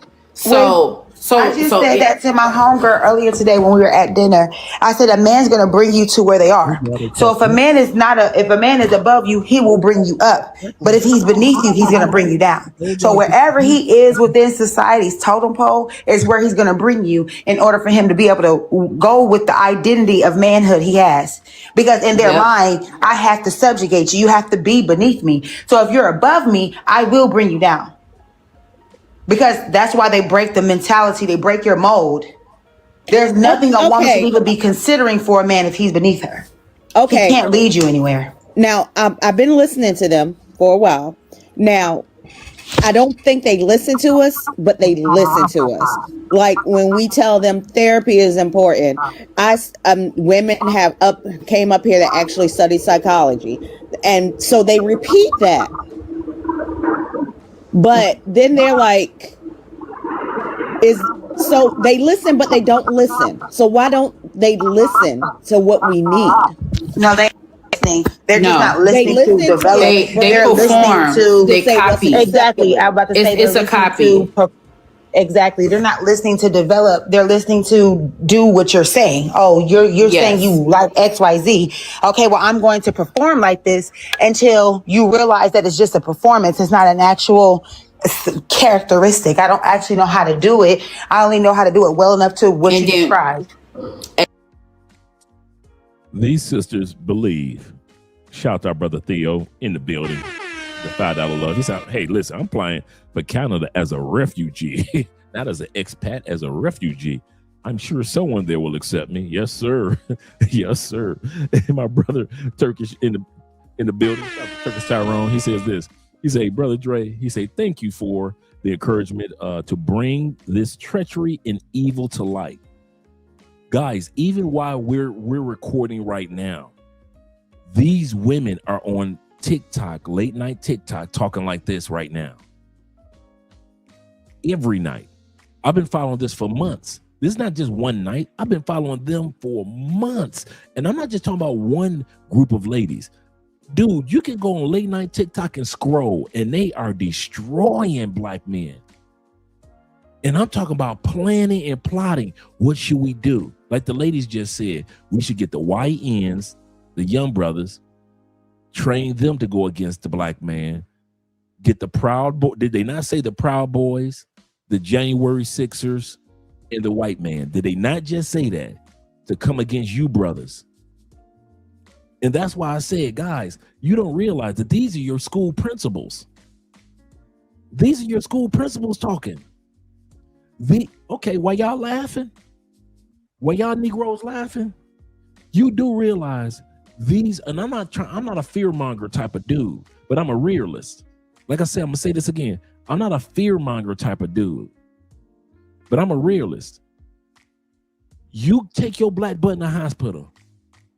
You do realize these are your nurses, right? This is you laughing at your anesthesiologist. You're laughing at your dental assistant who knows how much anesthesia to give you to keep that tooth from hurting, or they can just pull it back and just give you a little bit. And you going through that dental procedure of that root canal in pain. So while y'all laughing and giggling, I don't give a damn how big they are. I know the positions in which these women work when they're not on TikTok. And that's how you got to look at it.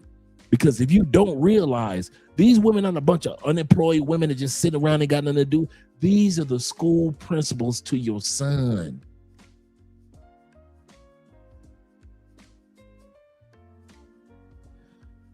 He said 100% anti-black misandry. Absolutely correct. That's the word of the day, misandry. Some haven't accepted. You're free, black men. You deserve better. SYSBM, save yourself, black men. Absolutely correct. Let's go back. Exactly. But And then ladies, once what's you, our move now? and then Now, you sorry. say what? Self-love. What you Now say? that we up to their game, what do we do? What do we do with all Leave them this? alone. We set them on Move fire. on. We set them on fire. Exactly. Eliminate. Yeah. What she just said?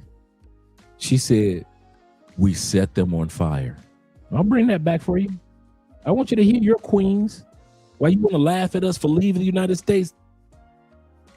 Oh, this is one of our, all you expats, all you brothers that have already left or planning on leaving. This is your I told you so moment. This is your I told you so moment. We might do this once a month, late night TikTok. We might put this as part of our repertoire. Because we've been telling y'all for the longest why y'all been laughing at us for getting passports and leaving. Y'all think all of us buying pay for play. And when my man Pablo Frescobar said my pay for play treats me better than your wife in the States, y'all thought it was a joke. He's right. There are women in other countries that are pay for play. Don't talk about you like this. There are women in other countries that are pay for play. Don't talk about you as dirty as these women right here treat you and talk about you. We always got a spare room for you, Theo. Always a spare room. Bring the dogs. Bring the dogs. Andre was raised with dogs. He said this just kind of he said, Dre, this is a kind of new three the hard way. Oh, new three the hard way. Yeah, man. Just like that's a good way of putting it, like the movie Three the Hard Way. Right. Exactly. But And then ladies, once what's you our move now? Now, you sorry. say what? Self-love. What you now say? now that we up to their game, what do we do? What do we do with all Leave them this? alone. We set them on Move fire. on. We set them on fire. Exactly. Eliminate them. Completely. Eliminate them Put their ass in the completely. Squid Game. Put their ass in the Squid On my Game. soul. Put them in duels, bitch. Fight to the death. Put us in duels. Put us in Squid Games. Set us on fire. Ski, you haven't been paying understand. attention. You have to understand. Men are put here to do. They were put here to be able to be the best. Nature. All you have to do is look at nature. The weakest male never lasts. They never do because they're not supposed to. That I can agree with. I think that's the only thing that on this live stream tonight that I can agree with.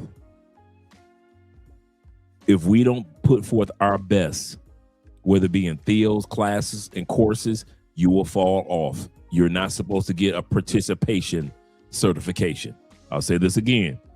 Those of us who are in Theo's classes, there's still a chance for us to still succeed. The number one thing that they told us to do in Theo's classes is not give up. Don't quit, right? We're watching all of our other brothers get certifications in their architect and practitioning, right? Let them brothers know, congratulations, even though you don't have yours yet, right? The one thing that we got to admit when it comes to cloud engineering, there is no participation certification. I've yet to see somebody post in our Facebook group for class 7, hey, Theo's giving out participation certifications. There's no such thing. In other words, we were raised in a country that expects you to do your best and you will be rewarded for it.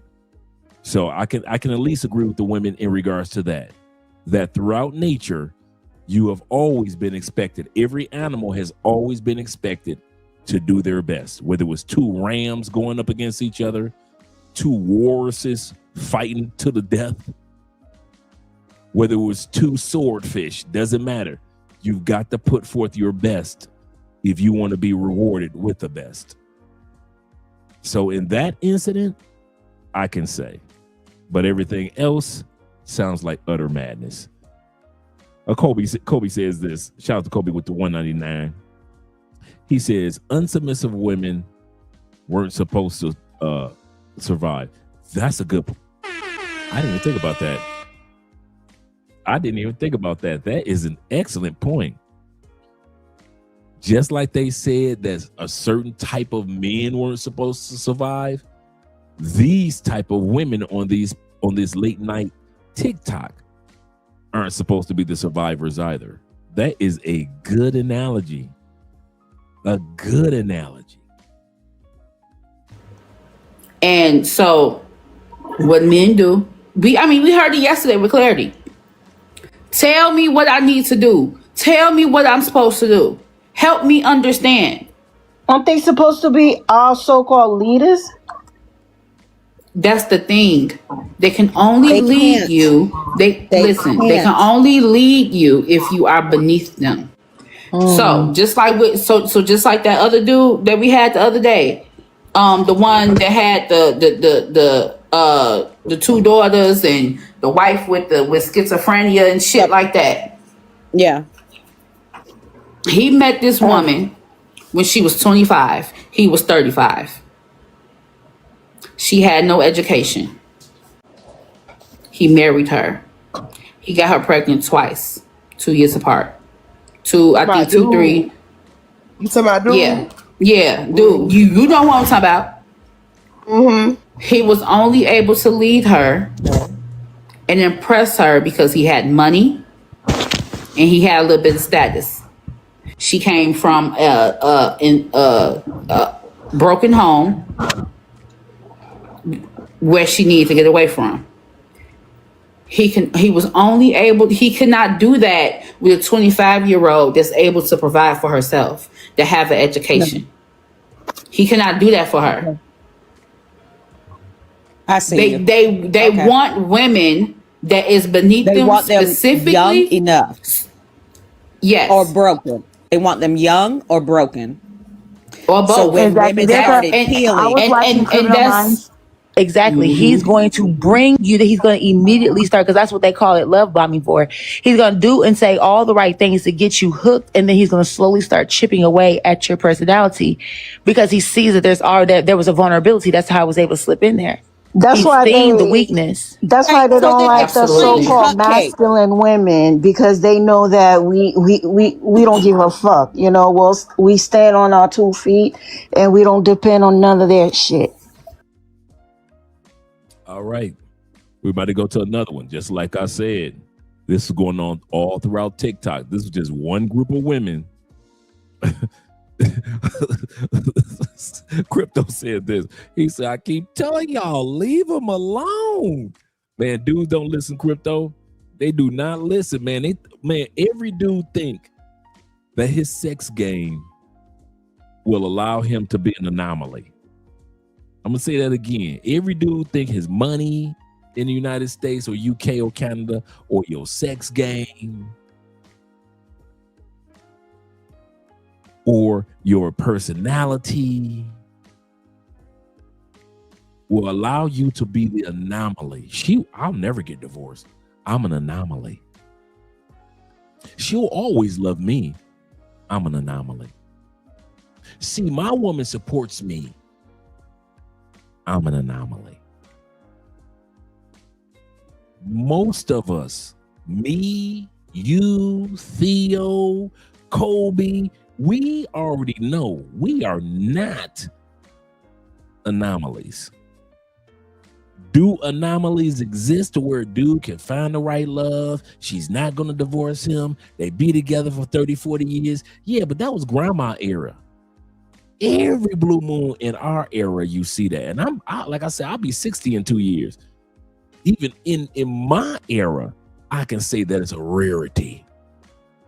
But y'all keep on messing with, like my brother said, he said, y'all keep on messing with him. Why do y'all keep on messing with the women in the United States? I've already said this before. You've heard me say it again. I've said it at least 3 times. Why do men keep messing with women in the United States? Why? There's a word that represents it, and it starts with a C. Convenience. Yeah. Stop it, man. I know some of y'all, I could hear some of y'all wheels churning. Convenience. Okay. Put a 1 in the comment section if you would fly to another country. You were born and raised in another country. If you could fly to America like Eddie Murphy and choose you an American woman, would you have got on that flight? I'm putting a 0. Ain't no way in hell if I was Eddie Murphy and I had that money, am I bringing my ass to the United States for a woman? Would you have flown? Come on, all your girlfriends you ever, think about it. All the girlfriends you ever had in the history of your girlfriends, every one night stand, every creepy moment that you were, every time you were somebody's sneaky link, all the wives you've had, everybody is in the pool. Don't think about women you haven't had. I want you dudes to think about all the women that you have ever had in your circle of women. Would you have gotten your ass on a plane and flew? I'm talking about you was in love. I'm talking about your high school love, bruh. Your college love. When you was in the military, your love. I'm talking about your first wife. I'm talking about your baby mama. That's what I'm talking about. Put all of them in that pile in your mind. And I want you to think of, would you have flown your ass to America like Eddie Murphy for any of their asses? I'm talking about you flying 5,000 miles, 8,000, 2,000 miles to get that coochie. I'm seeing nothing but zeros. So this means my theory is correct. Most of us only smash American women, no matter what race, color, creed, because it's convenient. She live next door. She's in the dorm next door. She go to my church. She's a co-worker. Or she works at the restaurant down the street. I met her in the club 10 blocks away. We volunteer in the same programs in the community. she does this and I do that too. She plays golf, I play. Y'all only with American women, and I'm marrying American and Canadian and UK women out of mother convenience. Because you can call her and she'll be over in 20 minutes. Y'all ain't flying to get these heifers. So stop acting like American women all that. Because if there was all that, how come your ass ain't got no problem with hopping on a plane and flying 3,000 miles to Thailand? You ain't never got no problem doing that. 700 miles to Colombia. You ain't never hesitated to do that. 900 to 1,000 miles to Brazil. Your ass ain't hesitate to buy that plane ticket. Peru, Poland, Germany, Turkey, Morocco, Ethiopia, some Ethiopian coochie, Kenya, Uganda, South. You motherfuckers will fly from South, meaning Mississippi, Atlanta, Alabama. You will fly from the South in Alabama to South Africa for the motherfuckers. But if somebody told you to fly from South Africa, born and raised, to the United States, not for the money, not for the military, but for the women, your ass ain't going nowhere. So all you dudes that like to brag about American women, get the fuck out of here. You bragging about America. I don't care your favorite actress. I don't care it was the girl that made you nut the hardest. I don't care who she was. I don't care if the female that was the nastiest, freakiest, you like, ooh, girl, ooh, you nasty. Ooh, you so nasty. Why you gonna take it out your butt and put it in your mouth? You gonna take it out your butt and put it in your mouth like that? I don't care. Your ass wouldn't have got on a plane for that heifer. You would not have gotten on a plane for her freak nasty hands. And you was born in another country. And you heard about American women being freaky deaky, and you still wouldn't have got on that goddamn plane. Even if you had Eddie Murphy's money and coming to America. Even if you had Eddie Murphy's money, you still would have chosen another country other than American women to bring your ass to. So the only reason, that's why when I hear men in America bragging about American women or Canadian women or bragging, oh, she's a star, she's a this, she's a great actress, oh, she's so beautiful, she's a Dallas cowgirl. I don't believe none of that shit, because none of y'all motherfuckers would have got on the plane and flew for that heifer. I'm talking about from your favorite, your Rihanna, your Beyonce, whoever in your mind, like that's your one. If you could meet and smash her, Kelly Rowland, if you could meet, you wouldn't have got on a motherfucking plane for Kelly Rowland and flew 3,000 miles from no damn Kelly Rowland. You wouldn't, if Kelly Rowland was giving up pussy and said, just fly on down, go, come on, fly on. As soon as you get here, you can get the pussy. You would have never got on that damn plane.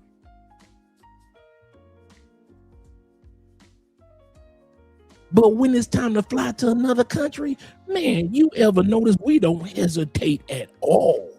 You know why? Because the only reason we deal with the women in our country and y'all marrying the women in our country is because of motherfucking convenience. Don't you ever forget that word.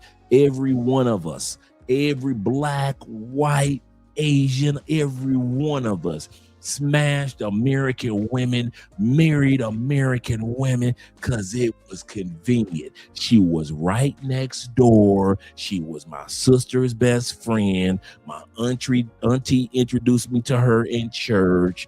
I met her at a job conference or at a convention. I met her at a club. I met her at the mosque or the temple. Convenience. Because soon as somebody told your ass that same American woman was 4 countries away, your ass wasn't going to fly no 4 countries for no damn American woman. Ain't nobody flying it. Have you ever noticed? We done had all these goddamn illegals come into the United States, illegal men, right? We had all these illegal men coming to the United States, right? How come most of them ain't scoop up American women? Most of them illegal dudes, what they do? They start robbing, stealing, homeless, getting money from the government. They did everything it was during the Biden administration, but marrying American women. You notice that? You notice that the rate of motherfuckers marrying American women didn't go up. We had, during the Biden administration, we had 11 million illegal motherfuckers coming to the United States, right? Let's say 4 million were adult single males. Let's just say 4. Let's say 3. Let's say 2. Just 2 million were adult age single marriageable men. Did we hear about 200,000 marriages? We ain't hear about 200,000 immigrants marrying women from the. We ain't hear them.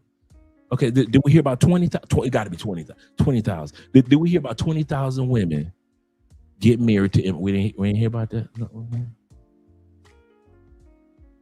Well, okay. Okay. It had to be 10,000. At least 10,000. At least 10,000 immigrants came in, and to keep from going back to their home country, they married American women. We ain't hear about 10,000. So out of at least 2 million, we ain't even hear 10,000 illegal immigrants that could have at least tried to stay in the country if they would have married American women, and 10,000 motherfuckers ain't even married their ass to stay in the country. Now you flip it. Every time you turned around, somebody was scooping up one of them illegal females. Let her be a fine Venezuelan. Man, police officers, I know. I talked to ex-police officers in Chicago. Police officers were scooping up Venezuelan women and bringing them to the house. Girl, you ain't never got to be on the streets again. Bring your son. Come on, girl. These were cops. So I know average dudes was doing it. But when it came to, I have a choice, get kicked out, get caught by ICE. This is the crazy part. They had a choice, get caught by ICE, imprisoned, flown back to their home country to start from scratch, or marry an American woman. How many motherfuckers you saw at the altar? Now, how many motherfuckers you done seen get caught up by ICE? I'll wait. Ain't nobody coming over for American women. Motherfucker come over illegally ain't marrying American women. There wasn't no bunch of motherfuckers going to church and the altars are just packed. Everybody's trying to go to Las Vegas to get them an Elvis wedding. Wasn't none of that happening, was it? Wasn't no extra marriages. It wasn't like, yes, in 2024, marriages increased by 32% in the United States. The contribution? Well, it was because women in the United States were marrying so many of those illegal immigrant men. That ain't happened. That wasn't on the news. You ain't see that on Fox, CNN, MSNBC, your local news. You ain't see that on your favorite blogger. None of that shit. YouTuber, TikToker, on X. You ain't see nobody marrying American women. Who was marrying American women? All these immigrants, illegal, could have went ahead and say, listen, I need a wife. You need a husband. Let's get married. They could have did that. Who was the ones that was dumb enough to marry American women, knowing American laws? I'm going to say that again. Who during the whole time 11 million people was here in the United States, who was the fools that was still marrying American women knowing the American laws? You. You. Immigrants wasn't even that stupid. They don't even know the American laws. Even immigrants wasn't that stupid enough to marry American women. Y'all asses was doing a whole ICE raids. Y'all still going to the goddamn altar.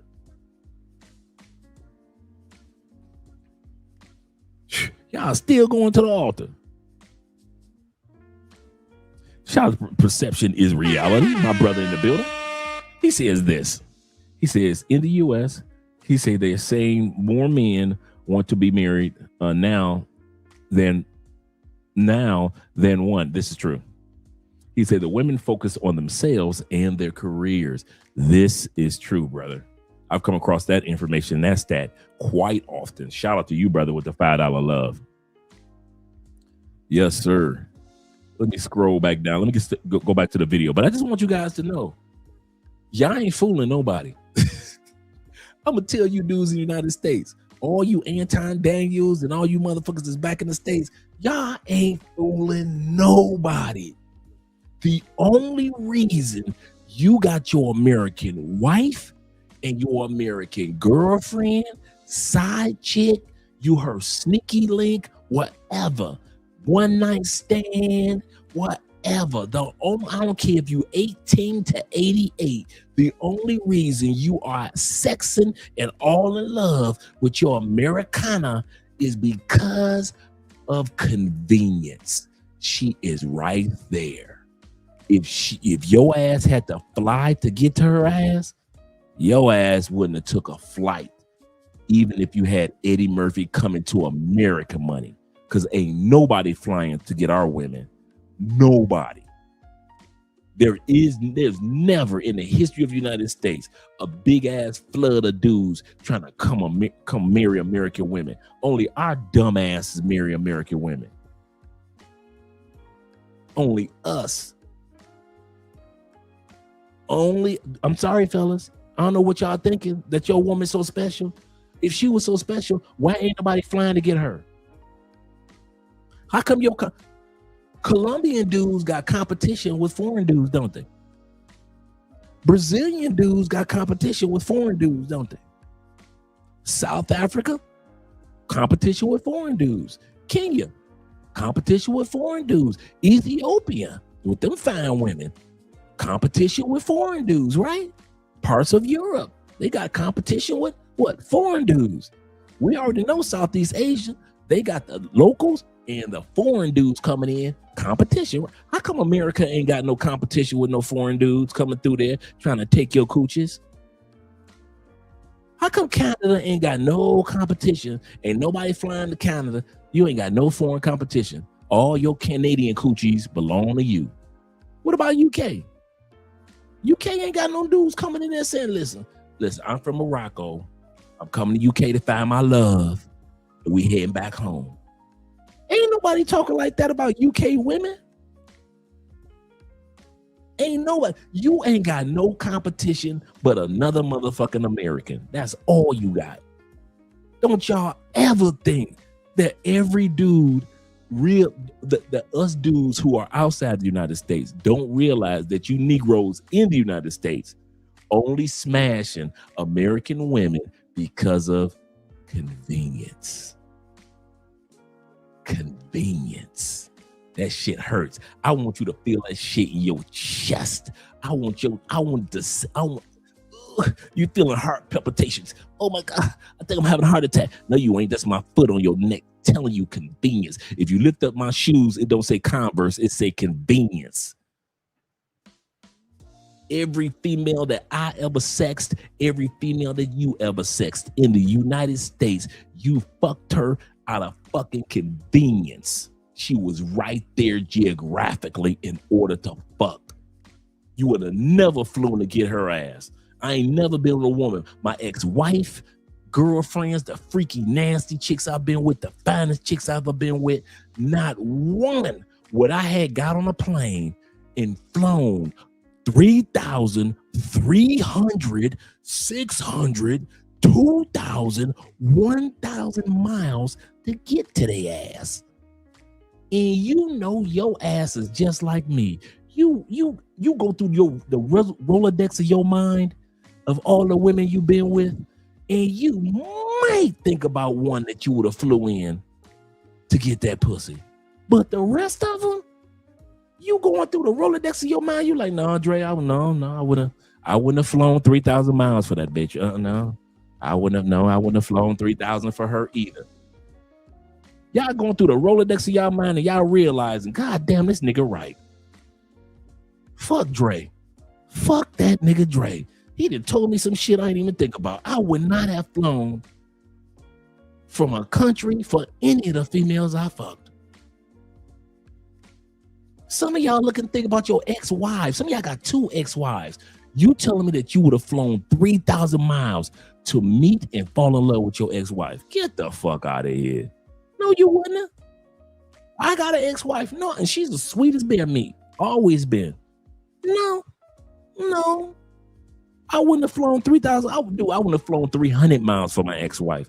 And she's a good woman. Well, how did you get her? Convenience. See, I'm not stupid enough not to admit that I was getting pussy because it just so happened to be in my own city. Convenience. That's why you ain't got no competition of foreign men coming to get y'all women. Convenience. The fuck out of here. He said, seeing a pic of you. He said, well, Braziliana feeding you that steak. For real, seriously. He said, Andre, he said, what the hell? He said, what you got in that? I got a Canadian rum. Actually rum from the island of Curacao, right outside of Venezuela. We were there a few months back. He said, sweet bear meat.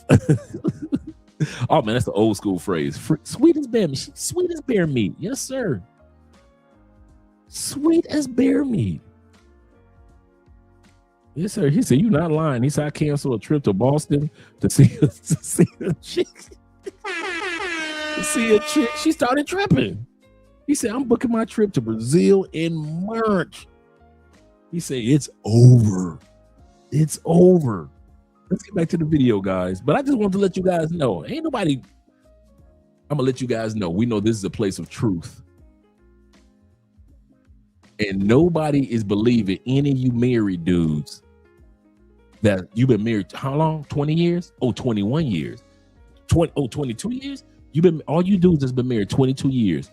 Do not tell me your ass would have got on a plane and flew to meet your wife. Like we fly to meet our wives. Ain't nobody flying to meet your wife.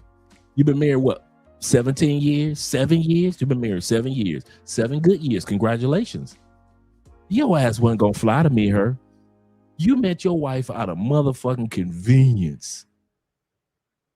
She just so happened to work in the same spot that you work in, or she went to the same church or mosque or synagogue, or she just so happened to be in the same neighborhood and you saw her walking down the street looking attractive. Whatever it was convenience, Negro. Don't be acting like you flew to get your wife.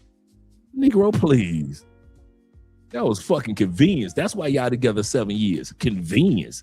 But unless somebody told you that you had to fly to meet that exact same woman. Nothing different about her. She's still sweet as bear meat. Nothing different. You know your black ass would have never paid for that flight. Your ass would have never.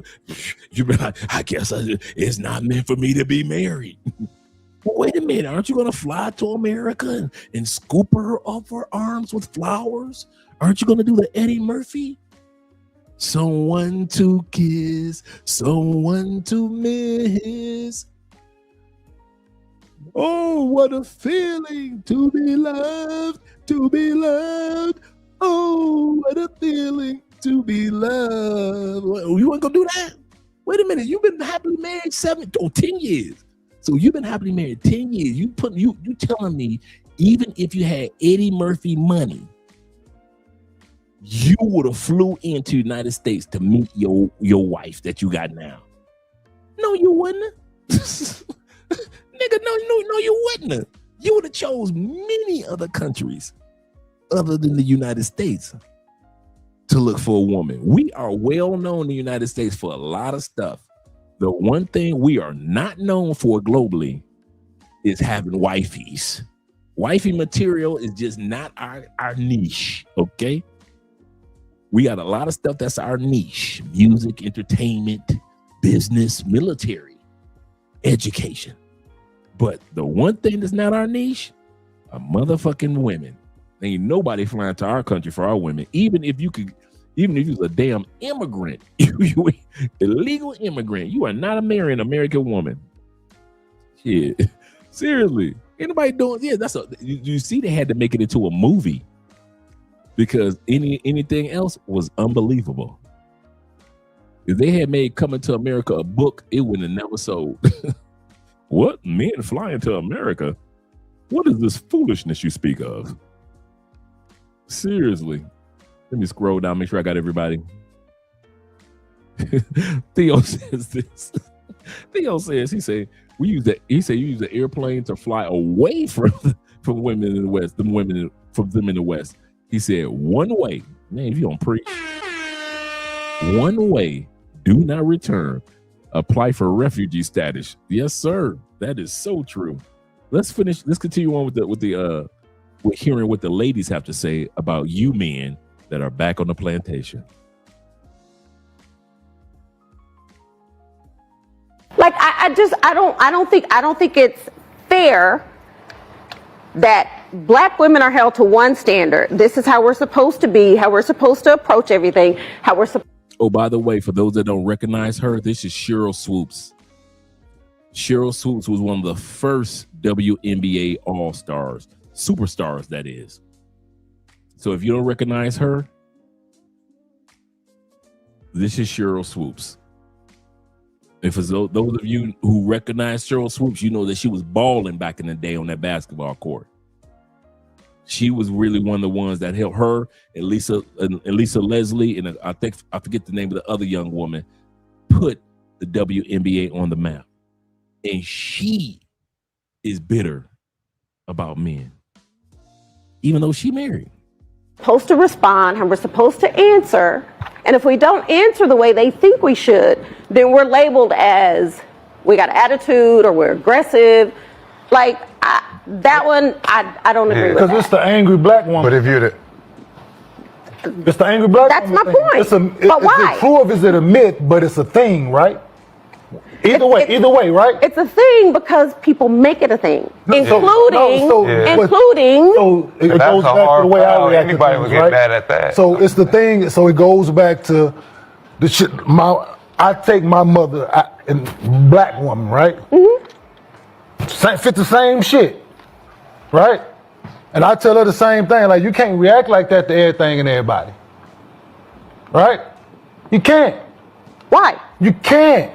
I'm saying why? Why? You're can't. Because she's a Black woman. Because that thing, Which is wrong. Exactly. Which is wrong. You can't react with attitude to every. My mom just got out. Listen, she in the hospital having open heart surgery and giving these people attitude. You just got your goddamn chest cut open. You're in there giving these people attitude. I told, listen, these people got your life in their hands. You got to be able to turn that off at some point. You see, Cheryl picked up her drink to keep from saying something crazy. And that's the problem with attitude. Knowing when to turn it on, when to turn it off. And a lot of sisters know that they don't have that ability. Like my brother said, he said, Mom, they just opened up your chest. And you are so busy having an attitude.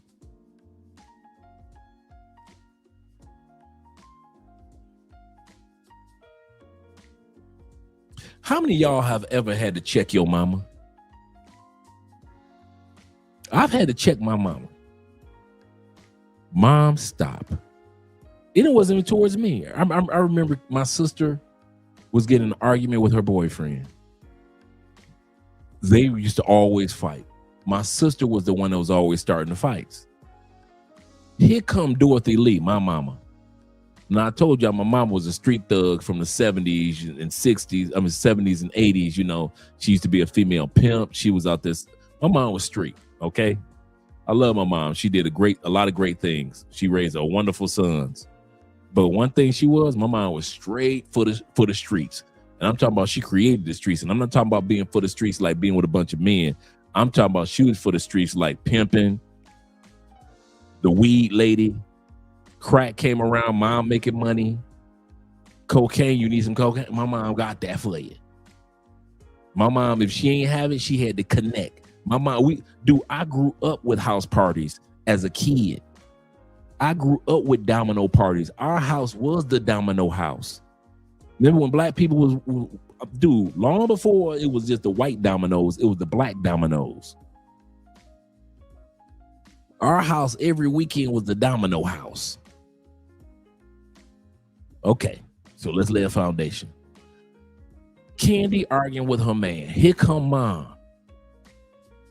Fight me, mother. Fight me. I wish you would fight me. I know her boyfriend didn't start the fight. So that's why I'm so cool about it. Because I know my sister. She picked up my mama traits. Mom trying to fight this dude. I said, Mom, be quiet.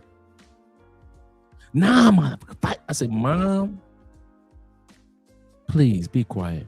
I said, Mom, if you don't shut the hell up. I think I was like 18. Mom, if you don't shut the hell up, stop it. Because I know Candy ain't going nowhere. I know he ain't the one that started the fight because he one of them, like, at that time period, he was the only nerdy dude in our neighborhood. He was the only one that had went to college, had a real job. He was he ran a halfway house. He was making real good money. And we all 18, 19, 20. He was the only one that was making real money in the neighborhood. So he was a square kid, but he loved him some Candy. I don't know why, but he did, right? So I know he wasn't nothing thug about him. We all grew up together. This is my sister starting these fights and playing like she was the victim. But here come mom. There's a time for women to turn it on. And my mom was 5'5". Like, no, actually Dorothy Lee was 5'1". No, wait a minute. 5'3". Dorothy Lee was 5'3". Right, he loved Keisha, Candy Keisha. Yep, he loved my sister. My sister used to keep a straight razor with her just to cut dudes, man. Dude, Candy kept a straight razor since we was 14. And these dudes, I never understood it, man. Dudes used to come crying to me about my sister. Man, I need to talk to you, Dre. What's up, bro? Yo, sister. I said, nigga, I ain't trying to hear it. Man, she cut me, nigga. She should have cut you. I told y'all niggas leave Candy ignorant ass alone. But y'all love y'all some Candy. Then y'all want to come crying. Dude, so many dudes came crying to me about my sister when we was teenagers. Man, you need to get your sister. No, nigga, you need to stop fucking with her. I said, my sister, we all 14. She got y'all strung out like that? To where she can cut y'all and y'all gonna cry? I say, man, please. I say, I've been slamming Candy around for years. I say, man, y'all better stop being punks about my sister. I said, because my sister like this. If you don't slam her around, don't worry. She gonna slam your ass around. And she gonna cut you. She used to keep one of them barber straight razors. And Candy was quick. Wow. Cut them up. Why, Candy? Why? I'm like, see, you niggas gonna remember my sister for the rest of your life because your cut is right there. Now you stuck with Candy old ignorant ass. Seriously, for real. He said, I ain't trying to hit that. I was not trying to hit them niggas, man. Them niggas always coming to me crying about my sister. Man, dog, Dre, I ain't trying to disrespect y'all, man. I ain't trying to hurt your sister. I said, man, what she do, man? Man, that bitch cut me. I said, that's your fault, dude. That's your fault.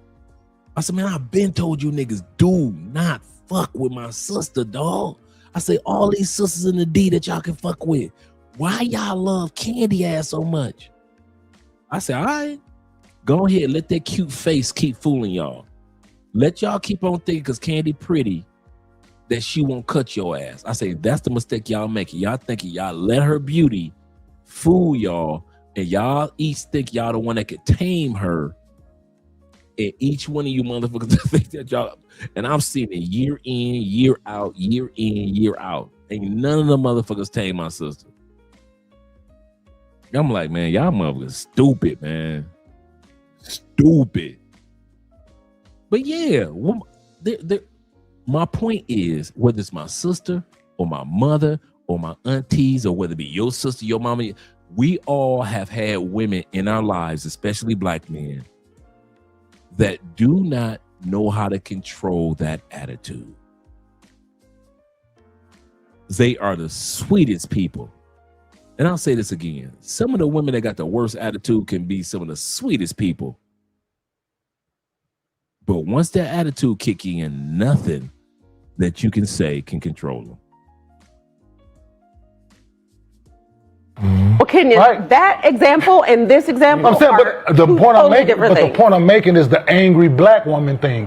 Is this true or is it a myth? It's a thing. Whether you want to fall into the conversation or the category or not, it's a thing. Is the black man's lack of education one of the biggest problems in our community? This is on late night TikTok. Just in case you guys are wondering where I got this part from. Remember I told you guys I'm showing you all type of stuff that goes on late night TikTok. Is the black man's lack of education one of the biggest problems in our community? This is what they talk about on late night TikTok. Education does not come formally. Education comes in all kinds of ways, right? Mm-hmm. We have been in America how many years? So if they have a proverbial stick to beat us with, why can't we find ways to circumvent the stick? Why do we have to succumb to the narratives of, well, you know, y'all just want to get rid of us and put us out of the house to get benefits and all this nonsense?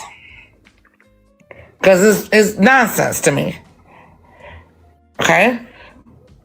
At the end of the day, you have some women that are on that, but y'all should pick better, like y'all tell us to.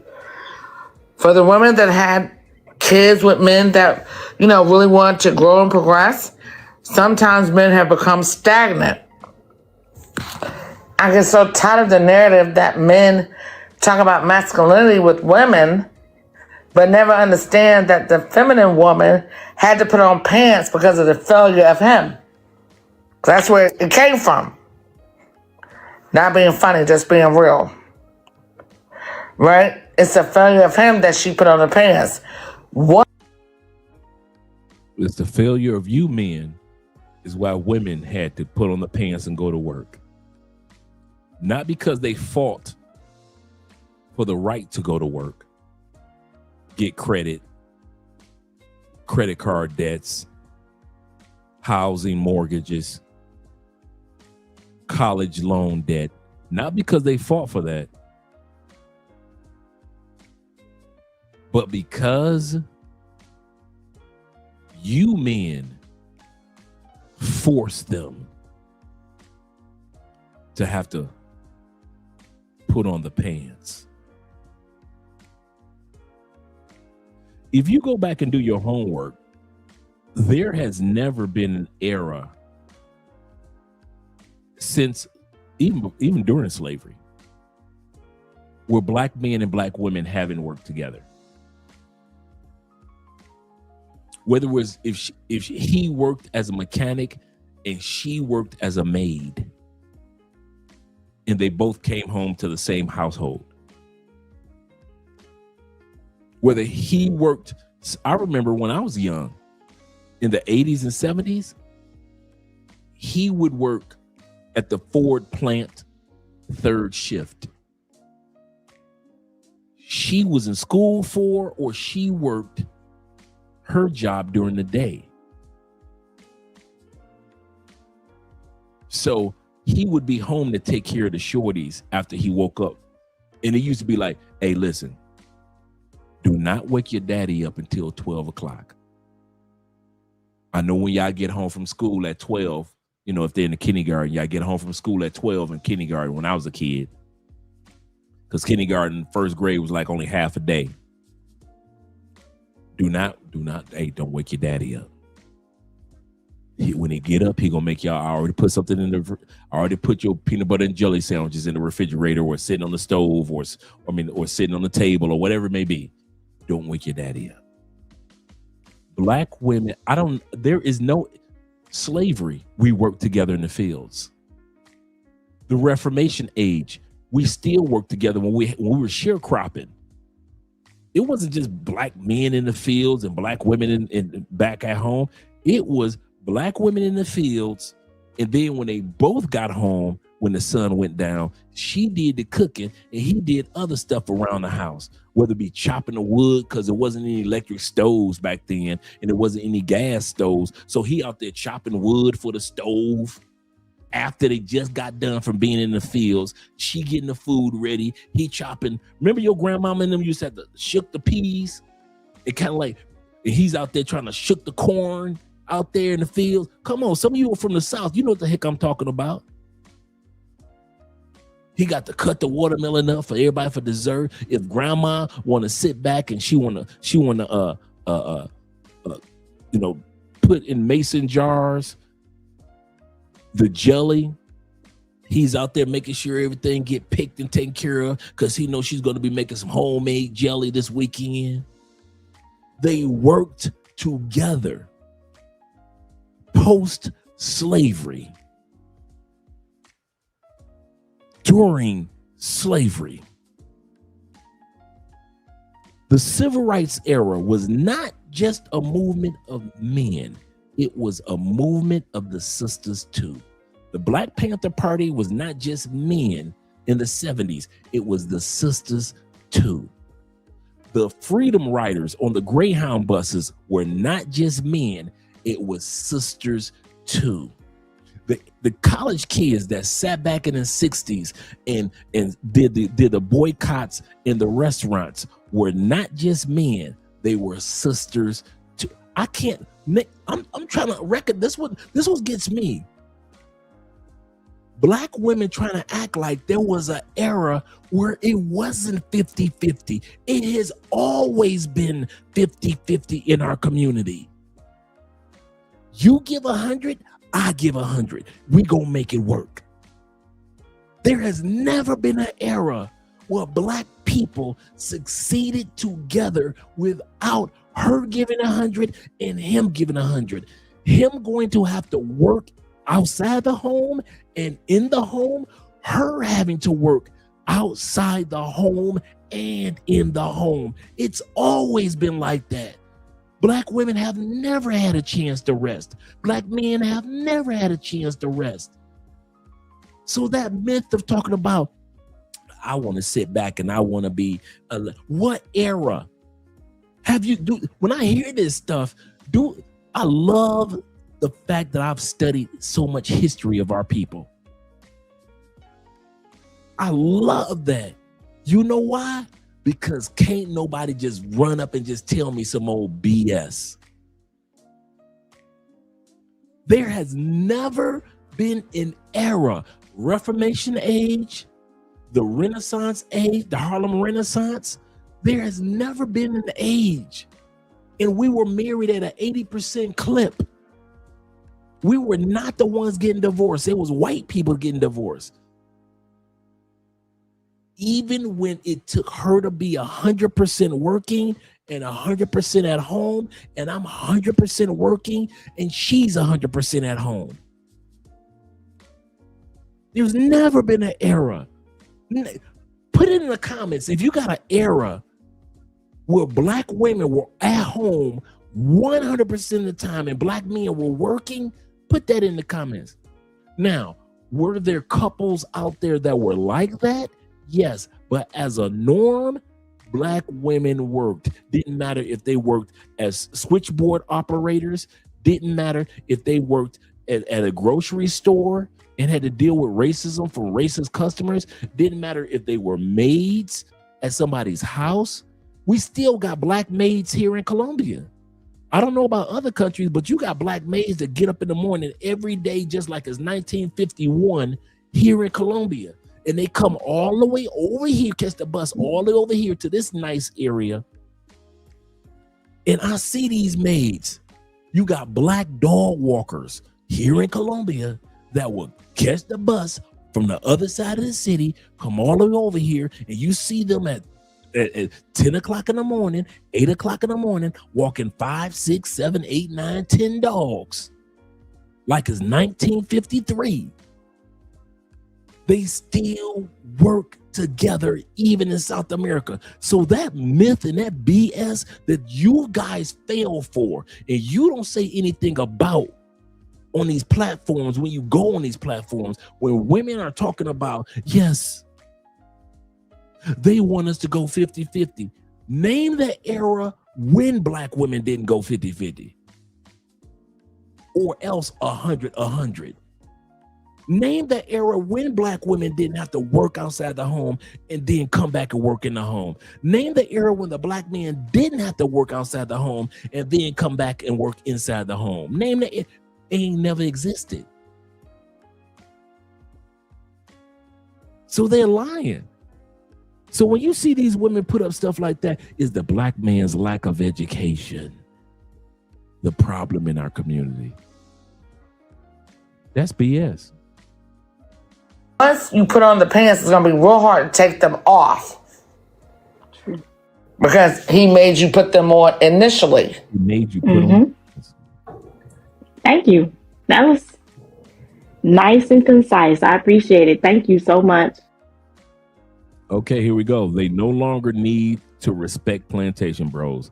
Y'all gonna watch this. Once, remember I told you guys, I was on my cell phone late last night and all I had to do was scroll. It wasn't like I was scrolling. It was like those first sisters that spoke, scroll. Then that second sister popped up, scroll. And now these women that you're about to see that had an online dating game, and this been out for a while. A lot of you guys don't even know this exists.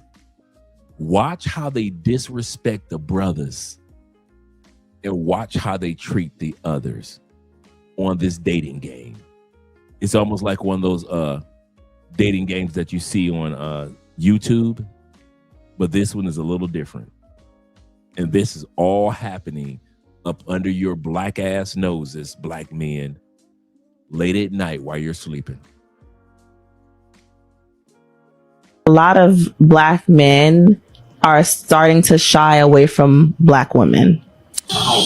We're angry, we're loud, we're violent. We always demasculize men, and that's exactly how black women are. Tough. I think men back then dated more white women and other races.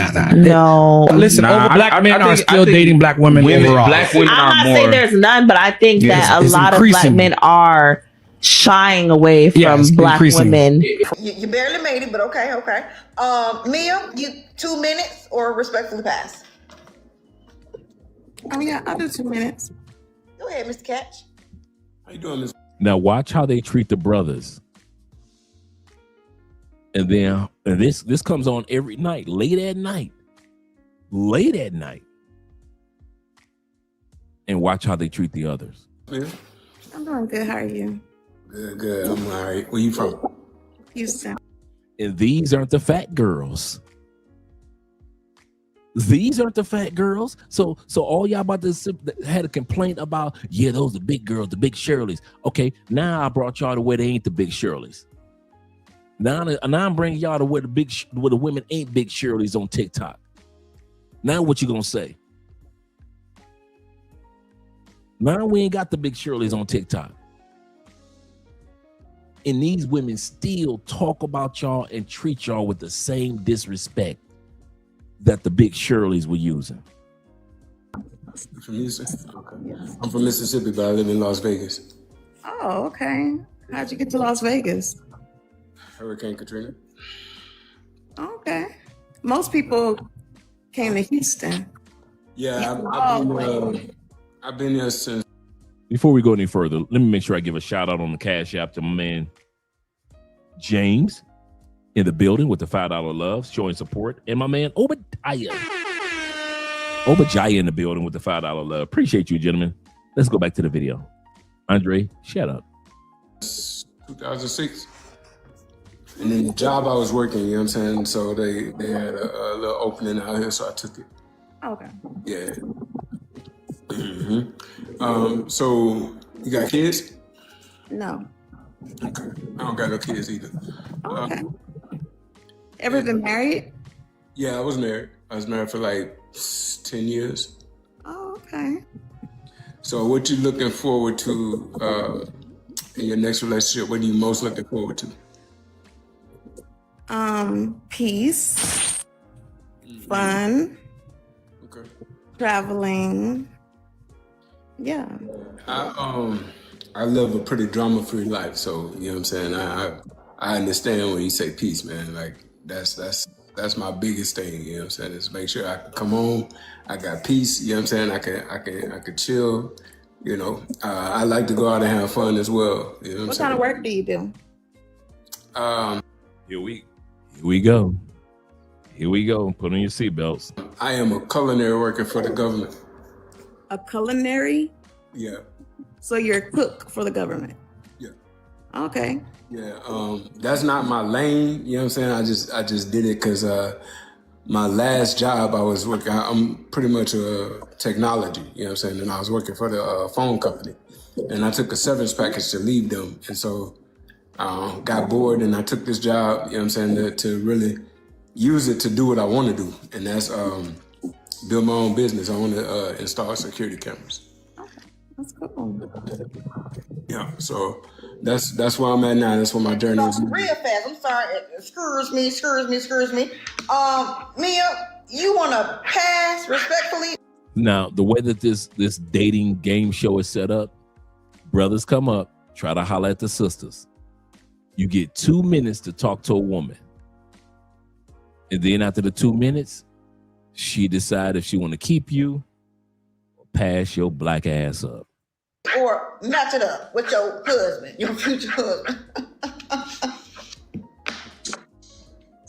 I never heard of an official title called the government cook. Maybe you guys have. But hey. He seems very nice. But I just feel like he didn't ask enough about me and get to know me a little bit. So I think I'm gonna respectfully pass at this time. Yeah. All right, Mr. Catch. All right, Johnny Gill. All right, I come back. Let me get this person again because I don't know why. Yo, I'm gonna bring you up one more time. Watch how they do the brothers, how disrespectful they are. I don't know what's with your Wi-Fi. Okay, there we go. Yo. You all up in the camera and stuff, okay?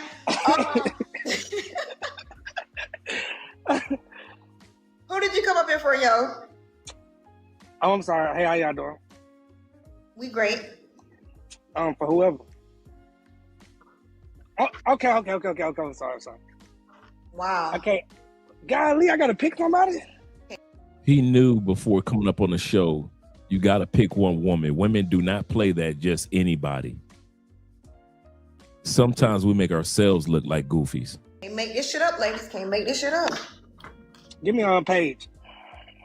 Wow. Paige, you want to take 2 minutes or respectfully pass?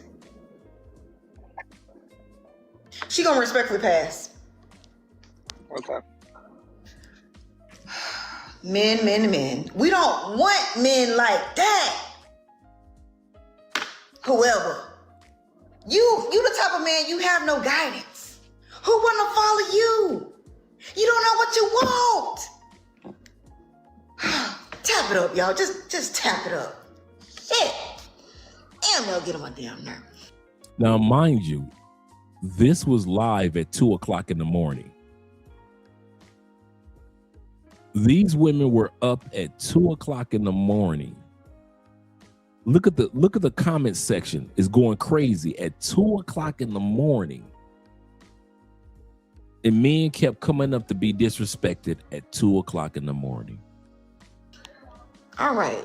Let's try this person. Dang. And you was okay, but Oh, hello, can you hear me? hey, yeah, we can hear you. Do you see me? Barely. Oh, hold on, I'm sorry. Hold on 1 second. There we go. All right, how about now? All right. Come up here. So I had came for Amy. Okay, how old are you, sir? I'm 20. I remember this is a dating show. 2 o'clock in the morning dating show. 27. No? Okay. I respect it. All right, thank you. All right. You got all the young ones want This you, my brother girl. was too young. All the little young, little I white. ain't buying no. I'm not buying no PlayStation 5s. They got me fucked up, girl. I ain't no sugar mama. See how ratchet she sounds? You wouldn't have thought that the way that she looks with the glasses on at the bottom, that she wouldn't be sounding this ratchet. Now remember, the one brother said he was 27. I want y'all to remember that. We're going to go back. Remember I said this panel is all about disrespecting the brothers. And let's see how they treat the others. I ain't buying no. I'm not buying no PlayStation 5s. They got me fucked up, girl. I ain't no sugar mama. I ain't no sugar mama. Period. Miller, turn on your camera. We almost at the goals, y'all. Let's get it. We need to be making these goals, and let's get it tapped up to 900K. Miller, keep sharing out, y'all. Yep. Boy, bye. Mill your ass up out of here. How about that? Wasting our time. Let's try the next person. Wasting time. Osa? Hello? I can hear you. Can you hear me? Nah, we can't hear you. Turn your camera. Are you in the States, sir? No, I'm not in the state. I'm sorry. This dude in another country calling me. Brothers, we doing it all wrong. Not gonna work, okay? All right. Let me see here. Let's try this person right here. Big. Mr. Big? Yes, I'm here. Can you turn on your camera? Yes. What's that noise? You freaking me out. I'm sorry, you freaking me out. I gotta drop you. I don't know what was going on. You freaking me out. The noise in the background, the drips. I don't know if you was like pooping or what, but Women act the sisters act this exact way when you meet many of them in public as a group. There's always that one that's extremely disrespectful to the brothers. like it was kind of freaking me out. Noble, turn on your camera. Freaking me out. Poop bubbles. All right, give me a minute. Give you a minute. Oh wow, you not ready? You supposed to be camera ready. He said, he said, give him a minute. Wow, we gonna wait. Okay. Who did you come up here for? How about what's her name? Yes, Yummy. Sir, how old are you? 45. Okay, let me see if you're in her age range. Oh, okay, you want to take 2 minutes or respectfully pass? I'm gonna respectfully pass. Okay. Thank you. Bye-bye. Okay. Let's try. Hold on. Wait, didn't this person just request to come up? If y'all requested, why is y'all? Okay, let's try this person right here. Keep tapping up, y'all. Let's get to 900K. Rich, turn your camera. Yo, let me get right. Yo. Okay. Hey, we got a lot of contestants back there. Oh wow. Sir, who did you come up here for? Oh, what y'all playing? Oh wow. We don't know Young Thug 2.-. 2.0. I don't know.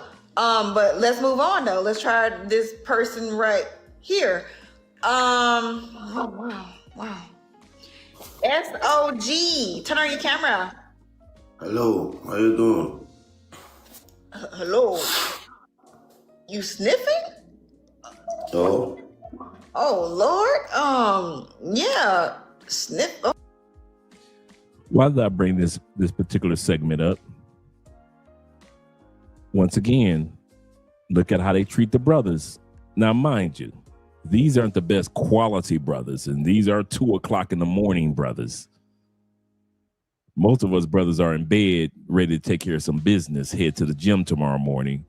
So we aren't up on TikTok dating shows like these brothers.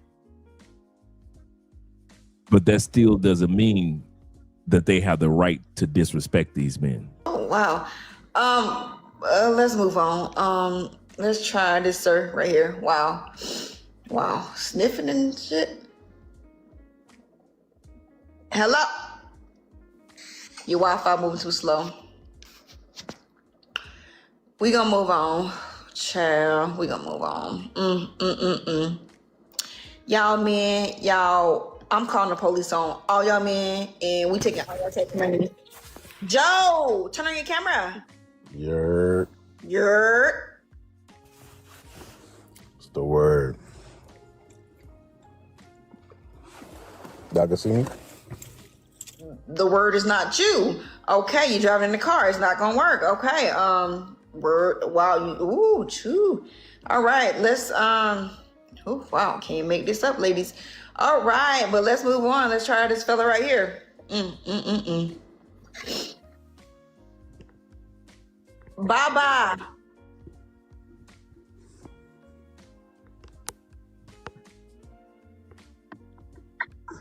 All right, we gonna move on. Yeah, I done said it 50,000 times. Do not be in the car. Do not be driving. I done said it too many times, okay? I feel like I've just been saying it over and over and over and over and over and over. So it's not that I'm tripping. Clearly, I'm not even going to just shut up. Shut your greasy head ass up in the chat file. You get your ass blocked. How about that? That's why your mama stank and her breath stank. Spider-Man, turn on your camera.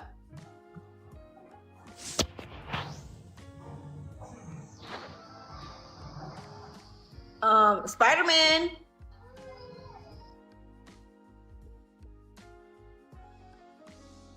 Okay. All right. It's a dry earth. Girl. Okay, let's try. Didn't he request? I could have sworn he requested up. Spider-Man dad. Hey, how you doing?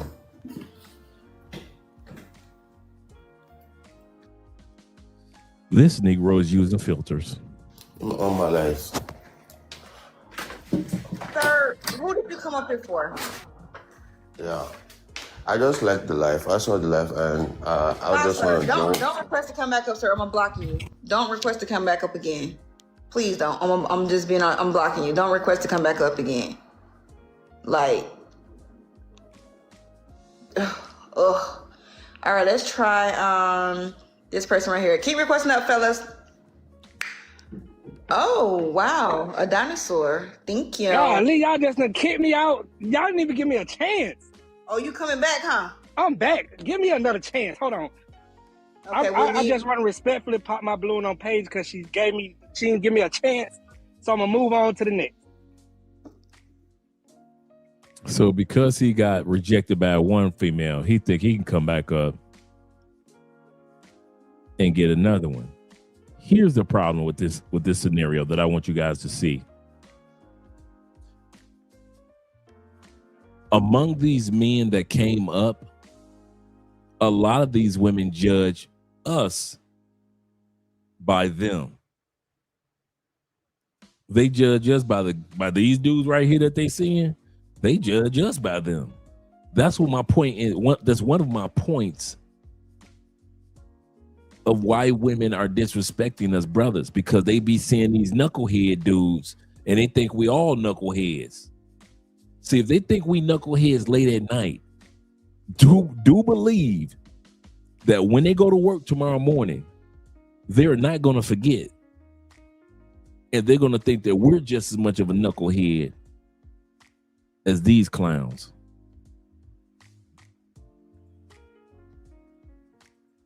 Can I reveal myself or no?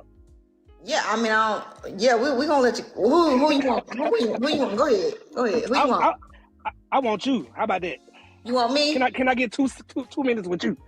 Yeah. Come on, let's go. All right, let's go. You ask the question. Next. All right, let's see here. All right, let's move on.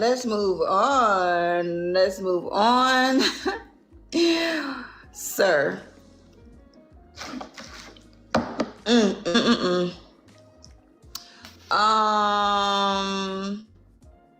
Why does this person keep requesting? Like, you don't. I'm about to block you. How about that? Because you get on my nerve. Now remember, I said, you see how they treating the brothers, then watch how they treat the other. The brother that was 26 couldn't get no love from none of the ladies. The brother that was us, my bad, he was 27. He couldn't get no love from none of the ladies. Watch how they treat others. Rena, what you drink? I want a recommendation. Is this you at Baseline or? No, I don't even drink. Just hit me up and tell me what you want later. I want some of that. I don't even drink. It just. Oh, this you at Baseline? I don't even drink. I just be. Oh, this you at Baseline? Yo. I'm very quick on my tongue. Yo, big up to everybody. What? Yeah, man, I turn on the camera, but I move to ours. Big up me, I leave, man. Big up the ladies there, man. I'm gonna turn on.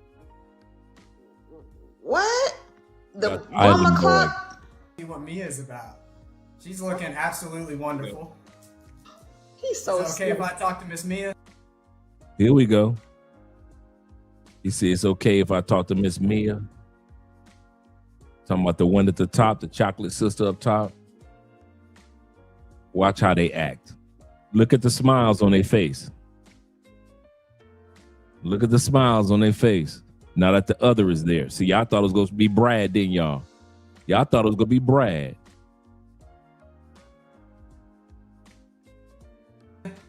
Well, we got to make sure that Miss Mia want to talk to you.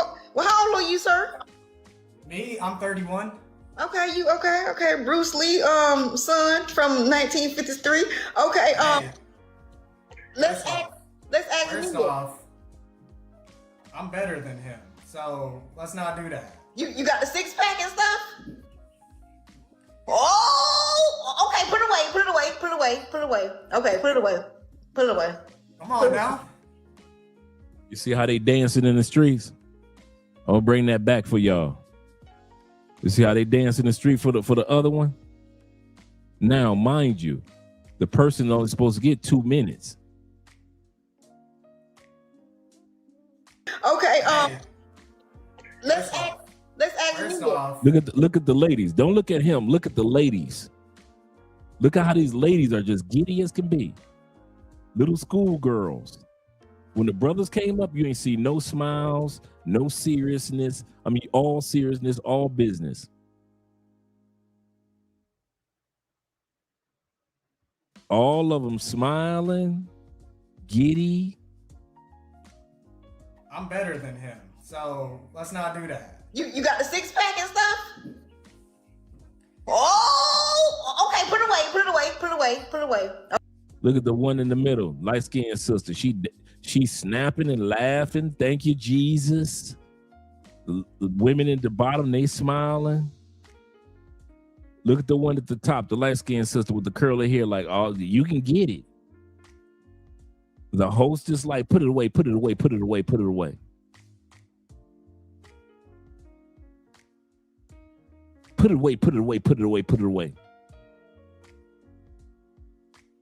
The ladies at the bottom just cheese away. But when the brothers came up, you could have been built like an Adonis. Didn't matter. They didn't ask him how much he make, did they? They didn't ask this dude how much he made. They asked him about his six-pack.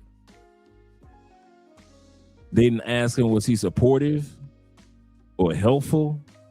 They asked him about his six-pack. Okay, put it away. Put it away. Come on now. Okay. Look at them. Look at them. They can't wait to throw him that coochie. All of them. Every single one of them can't wait to throw him that coochie. This is late night TikTok. Y'all brothers can't. Hey, all you stateside dudes, you ain't gonna win. You ain't gonna win in the States. You can't tell me I ain't gonna win in the States. Yeah, okay. You make it sound good. But the women are letting us know late at night on TikTok, y'all Negroes are not winning in the States. Not among the sisters. Put it away. Hey, gentlemen first. Gentlemen first. Okay. The one at the bottom with the glasses, she starts straightening her hair up. Come on, let's bring that beat back. She starts straightening up her hair. Son from 1953. Okay.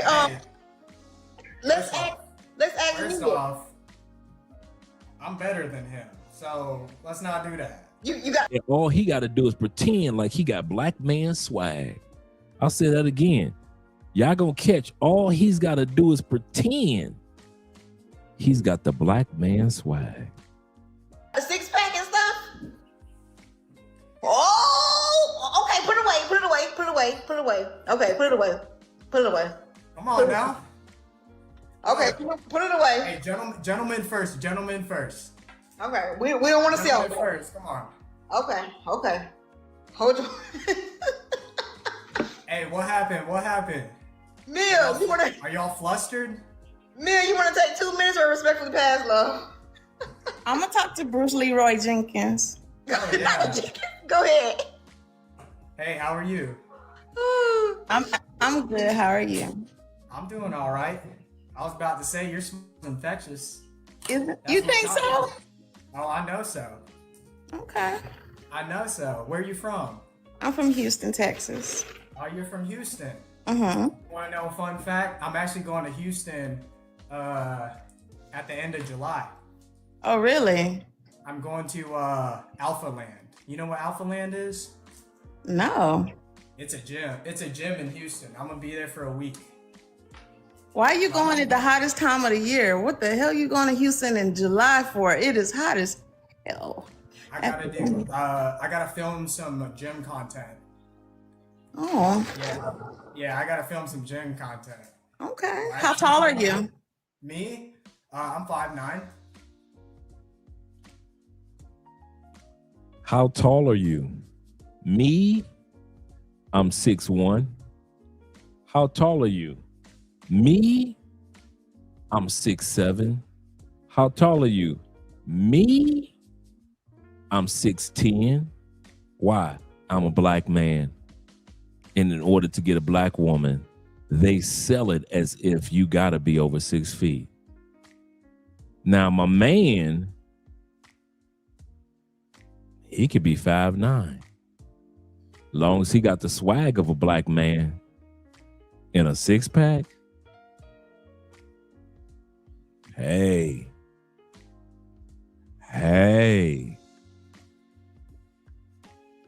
He could be 5'9". Watch this move though. This was really gonna get y'all. Okay. I'm 5'9". Wait, you want all my stats? I mean, hey, if you want whatever stats you want to give me. I mean, if you're gonna be my future wife, I think you might want to know that, right? Sir. Yes. You're 5'9". That's good though. Yeah. She was about to say something slick, but since it was him, let me bring that back. She's about to say something slick about, future wife. But then she caught her tongue for the Asian brother. We ain't hating on the Asian brother. Do your thing, brother. But I'm bringing that back so y'all can catch that she was about to say something slick. And for you brothers at 2:00 in the morning, she would have said exactly what was on her mind. But for the Asian dude, Mr. 5'9", she bit her tongue. What's my point? All the sisters that you brothers are dealing with in the States that are getting on your last nerve, they can control it when they want to. I do not want to hear these sisters talking about attitude and y'all made us like that. Y'all made us put on the pants and all. I ain't trying to hear that. Because soon as the dude that's not black show up, every one of them stood to attention. Every single one of them. Let your black ass have said you was 5'9" on that panel. Shout out to all the short kings out there, because you know, as a short king, you can go to any country and they're going to show you some love. But let your black ass on average in the United States say you was 5'9" and you just kicking in the doors of the club. And then she about to justify it. She about to justify why she said, okay, 5'9" is cool. She about to tell y'all why. Sir. Yes. You're 5'9". That's good though. Yeah. That's I'm good. here. I'm short though. How short are you? I'm 5'1". How many times have y'all heard 5'1", 5'3", 5'5" women talk about they need a man that's 6 feet? How many times have they told your black ass that you need to be 6 feet and they 5'1"? True story. I had a female friend, right? My homegirl. I was smashing her girl, so we just ended up being cool, right? Check it. Y'all know I got a story for everything. She's doing online dating. She's on POF, right? So she tells me this. She said, Andre, I go to Walmart to meet the guy. She said, so I see a kid walking up to me in my rearview mirror. She said, and I think the kid's about to walk past my car. She said, and the closer he got, the more I realized, like, oh my God, that's the dude that I'm supposed to be meeting on my date. She said, Dre, how come he looked like he was 5'9", 5'10"? And I told her this. I say, wait a minute. You ain't even, I say, you like 5 feet, 5'1". I say 5'9" is a big ups for you. How you gonna just, she said, I pulled off of my car. He didn't even realize it was me pulling off. All he thought was maybe I didn't show up. I say, so you didn't even meet the man as he was walking up to your car, the car that he already knew that it was you sitting in. And you drove off with your 5'1" because he was 5'9". This is so common to where dudes, let's be honest. Can we be honest, guys, for a second? To where so many men lie about their height on POF, back in the day on Black Planet, on Tinder, on Bumble. Dudes will sit up there and lie about their height because women lie and judge you brothers based off height, not telling you that the same criteria is not expected of the white man, the Asian man, and the Latin man.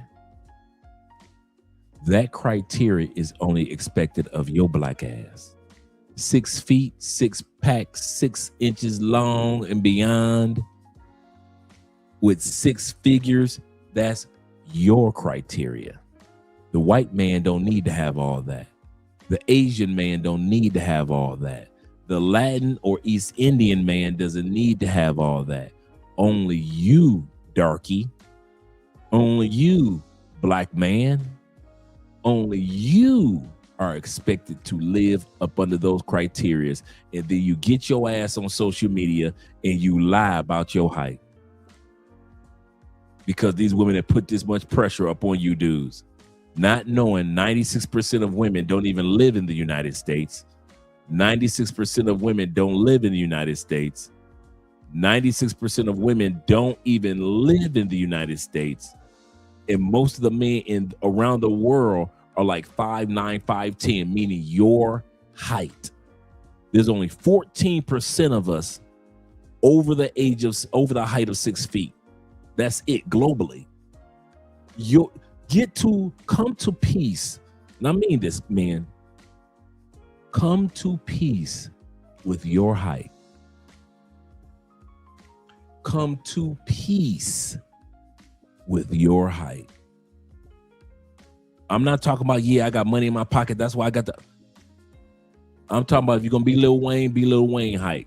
So be it. Come to peace with it, bruh.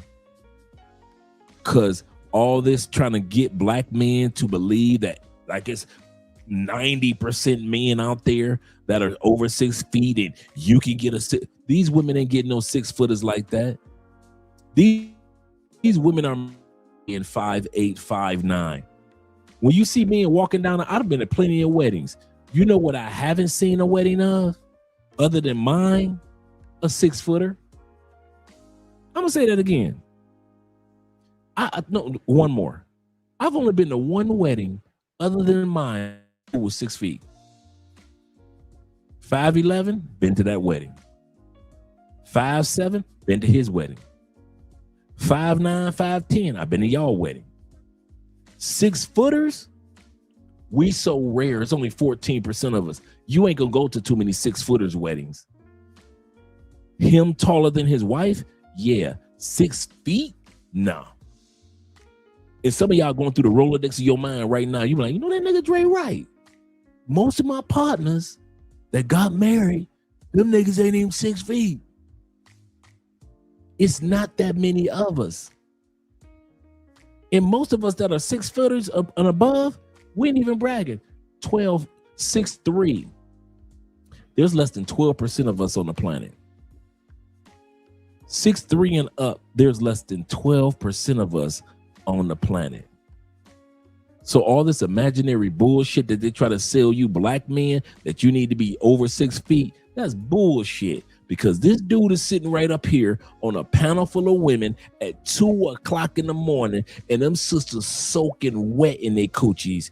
And when he said that he was 5'9", they bit their tongue, didn't they? Coochies were still wet, weren't they? Soaking wet. Soaking wet. Nobody else needs to be 6 foot but your black ass. You need to get out of that, man. Stop thinking and feeling bad because you ain't a 6-footer. And knowing 96% of women don't even live in the United States. And the only reason you smash your women in the United States is because of convenience. Because she happen to live in your neighborhood or work at your job. Don't be letting these women make you feel bad because you ain't a 6-footer. But when it come to other cultures, ain't no problem. There's no problem. Cool, perfect. You 5'9"? Well, it's okay. I'm 5'1". I'm 5'1". When the last time you saw a sister say, it's okay, brother, you 5'9", because I'm only 5'1"? They don't talk like that, do they? They don't talk like that. Y'all funny, man. Shout out to you, Black Apartment. He said, man, I'm 5'9". He said, been married since 1978. Shout out to you. Old school love. Yes, sir. That love don't exist no more. Shout out to you, old school. He said, yeah, he said, I'm around 5'10". He said, but in boots, I lift insoles, 6 feet, 6'1". Man, fuck them. I'll be telling them like, listen, I'm 5'10", work with it. Ain't no way in here you're gonna be a 5-foot female trying to make me convinced that I gotta sit back and be 6 feet for your ass. And all I want to do is fuck for the night. I don't even want to talk. I don't even want to know your name. I don't want to know your name. I don't want to know your last name. I don't want to know your pastor, your mama, or your puppy. I'm trying to fuck you tonight. I am 5'10". Work with it. That will be my attitude. Work with it. Damn shame. I wanted y'all to see this, how disrespectful these women are late at night. Shout out to my brother Lennox. He said, brother, don't let Dre lie to y'all. Over 6 feet is a blessing. And 6 feet is like, all right. With my ego, if I wasn't 6 feet, I'd have still been fucking. I ain't gonna even lie to you. Dude, with my ego, I know Dre.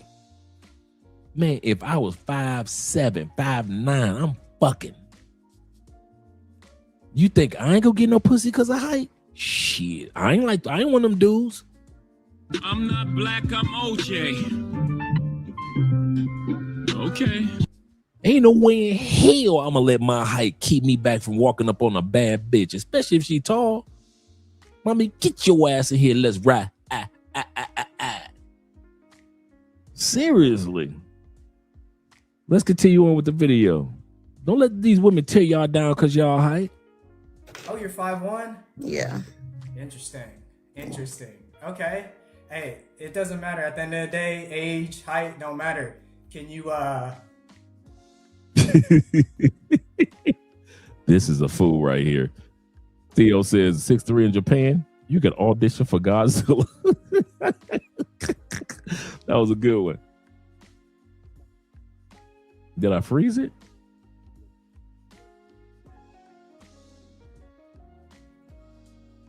Oh man, We didn't believe it. We tried to. I'm at a grocery. But my point was with this one. Sir, we about to cheat in your ass. That's what. This would happen. I must have made a mistake and edited a part out. That was my bad, gentlemen. But she did give him a chance. They end up exchanging phone numbers, and the women were all so happy for her. So they end up exchanging information. They're going to meet up when he come down to Houston. And you see how all the women just smiling and laughing, kiki cat. Y'all want to talk about us with passports, man. Y'all funny. It don't never get that good. No matter what he says, it's funny.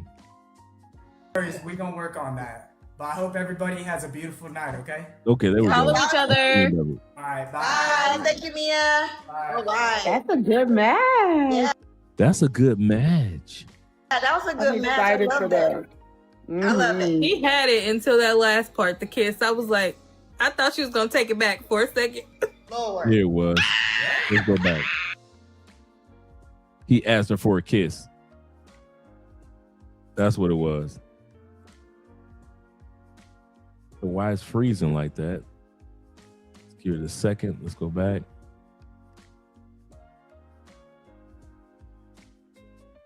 Very nurturing. I work with children for a living. I'm a behavior analyst, so I work with children with autism.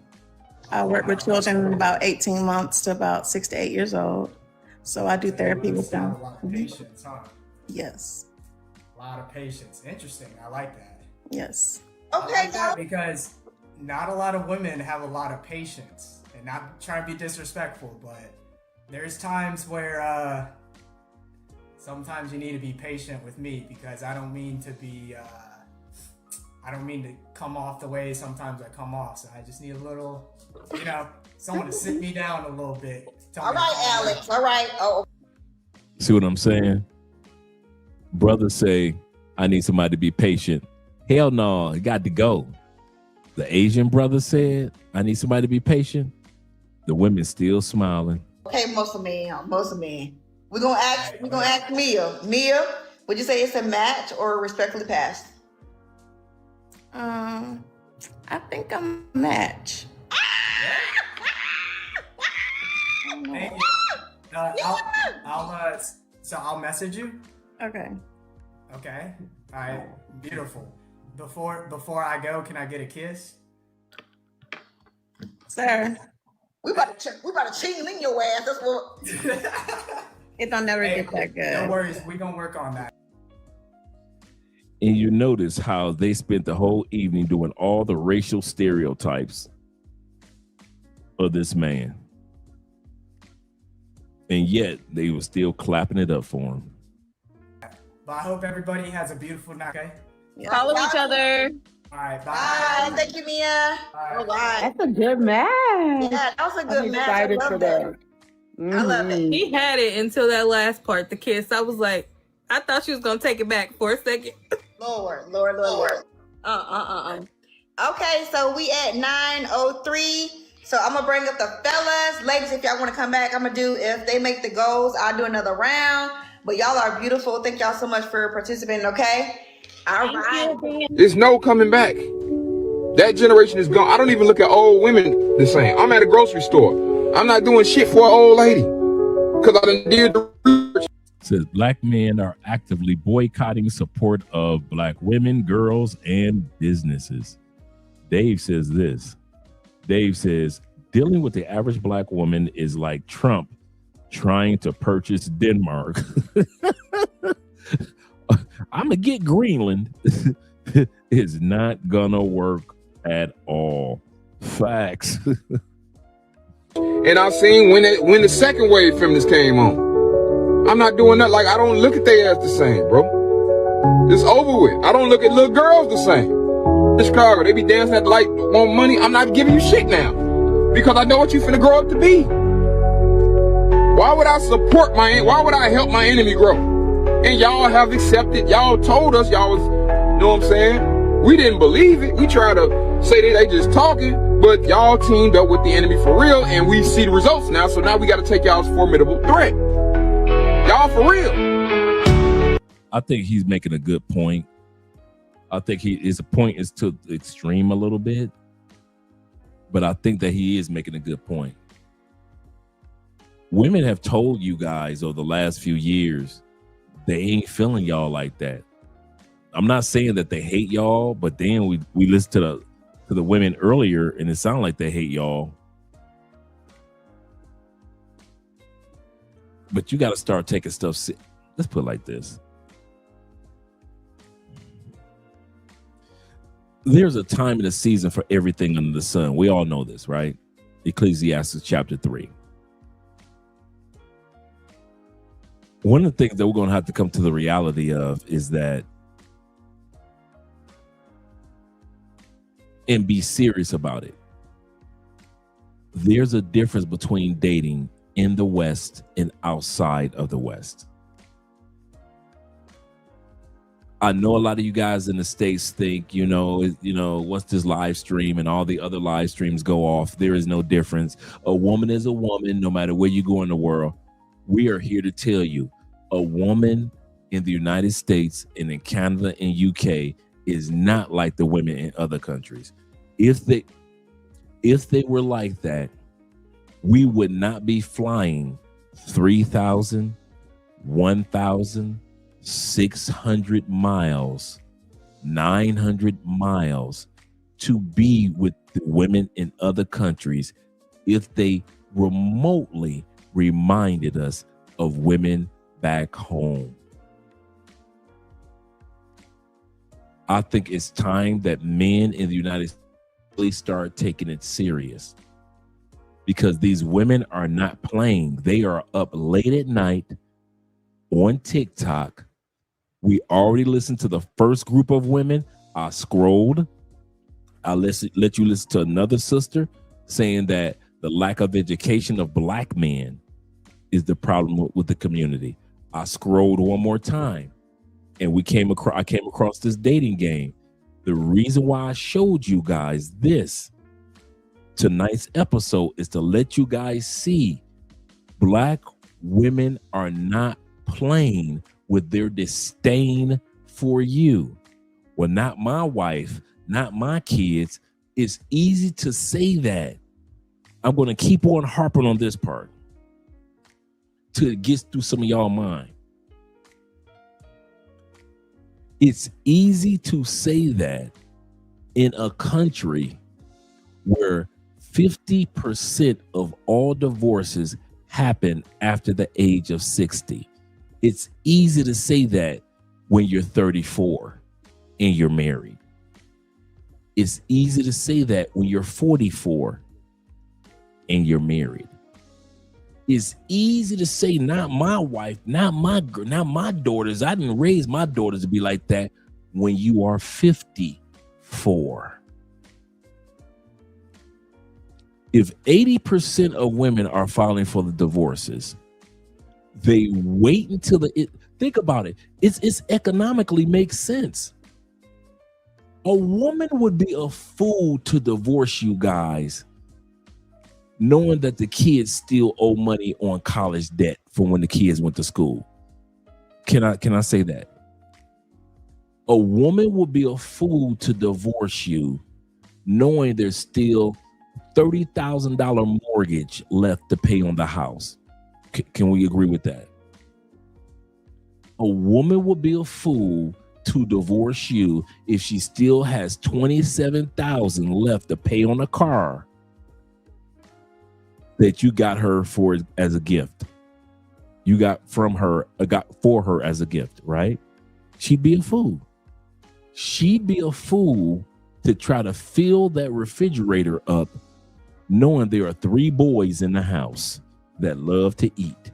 She'd be a fool to try to do that on her own. Let's just look at the economics, right? She'd be a fool to do that. But she knows by the time we hit 55, 50, 60 years old, that $27,000 on that car has been paid off. That $30,000 on that mortgage, for the most part, paid off. Those boys, college tuition, all 3 of them greedy boys, has been paid off. The boys have graduated. One has gone into the military. Economically, the pressure is not on her at 55, 60 if she left you, compared to 25, 35, 45. Just on the all you do that brag about your marriage, I hope it works out to the end of your days. I really do. But do realize you live in this is the one thing I want to say to you guys. I'm going to come back to what I was saying a second ago. All you married dudes, don't you ever take for granted what country you live in. Don't ever assume because you've been with your woman forever and a day, you know everything about women. You know everything about your woman, but you don't know everything about women. Since your era of dating has already passed, all you guys that used to date in the 90s, your time has passed. They don't date like that anymore. All you do is that dated in the early 2000s, your time has passed. They don't date like that anymore. 2010s, your time has passed. They don't date like that anymore. So you might know your woman, but you don't know women, because each era has groomed a different type of women that are out there dating. What's my point? Do not take for granted the fact that the laws are not going to change. So go back to what I was just saying. A woman in her 50s, 55, 60 will divorce you faster than a woman in her 40s, 30s, 20s. That's why 50% of divorces take place after 50, 60 years old, because most of the bills have been paid off. And so when the courts say split it in half, she normally either gets the whole house, or the house is sold and she gets a big chunk of the house, as well as when she gets ready to file for Social Security, she can file, because she was married to you over 10 years in the United States. She can file for a percentage of your Social Security as long as she doesn't remarry in the States. Even if you remarry, she gets a chunk of your Social Security if you guys were married 10 years and even just one day over. For all you guys that think because you got a divorce that she's over with. No. I was married for 14 years by American law. If my ex-wife wanted, she could get a portion of my Social Security. That's the law in the United States. So she gets pension, If she just waits, think about it. If she waits to divorce your black ass at 55, 60, she gets a portion of the mortgage or the house, car paid off, court fees paid by you, part of your Social Security, and depending on the state, she'll get alimony too for a few years. Okay, riddle me this, Batman. All you happily married men, riddle me this. Why shouldn't she divorce you? The kids, they grown and gone. So don't blame it on the kids. Kids grown and gone. One in the military, two in college, they graduate. They grown and gone. Riddle me this, Batman. Your sex game, dude, your sex game was okay for like the first 10 years. Y'all been married 22 years. Batman, come on, give me the answer. Why should she not divorce you? Money, she gonna get that. The house, she gonna get that. Car, she gonna get that. Come on, Batman, talk to me. All you do though, like to brag about how long your marriage is. Why should she stay with you? We got stuff in common. She can have stuff in common with other men. Stop playing crazy. She's in the right country with the right laws. I'll say that again. She's in the right country. And I'm not fear-mongering. Like I said, I hope y'all weddings and marriages last to the end of days. But you live in a country with 50 states that have agreed upon one thing.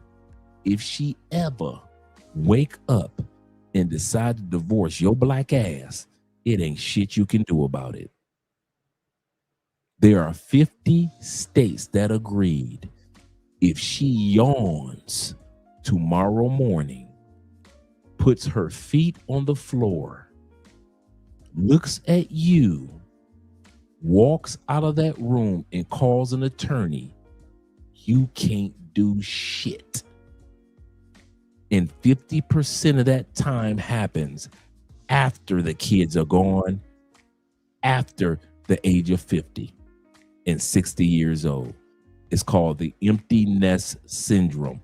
When the nest is empty and all the kids are gone and you guys don't know each other anymore because you were so busy being parents, women file divorce. 50% of the divorces in the United States. So since Batman, you can't answer that riddle, any riddle that you have about those 50 states, you can Google those and get the answer. Anything that I just said, Google it. Google the Social Security Administration and see if she can get any of your Social Security if she married to you after 10 years. Go ahead, Google it if you think I'm lying. Google it if you think that I'm lying, that 50% of all divorces happen after the age of 50 or 60 years old. Go ahead, Google it. All you happily married motherfuckers that think that you just got, I'm an anomaly. Mine is rare, Dre. I know about those guys, but not mine. Okay, cool. Google it. Mr. I'm So Special. Once again, I hope y'all marriages last to the end of days until your moons and stars collide. I really do. I wish no evil on anybody. I want everybody to have a solidified marriage. If you plan on getting married. But I'm not about to sit up here and have y'all thinking that we made it to 45 years old. There is no chance that she's going to leave me. What? See, because we think that as men. We think if me and my wife get to a certain age and, you know, we've been together since we was 19 years old, me and Emma Jean. Me and Becky Lee, we've been together since my pa bought the land on the plantation. We've been together that long. You know, man, I know a lot of couples that are broken up, but me and Wilhelmina have been together since I know me and Bernice have been married since 1972. I don't think she going nowhere. And y'all dumb black asses don't even know.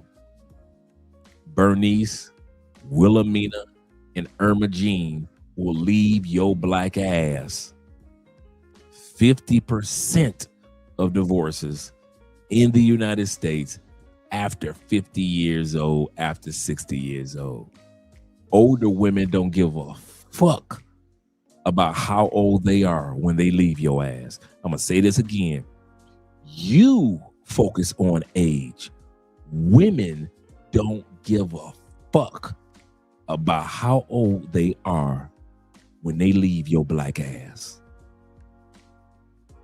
So grow the fuck up and start and get out of that goddamn Disney fairy tale that you live in, because you think that you'd have made it past a certain age. Well, we 52 years old. I'm 52, and Irma, you know, she 50, she 47, or I'm 50, 58, and Irma, you know, she 55. She ain't going nowhere. She already told me she ain't going nowhere.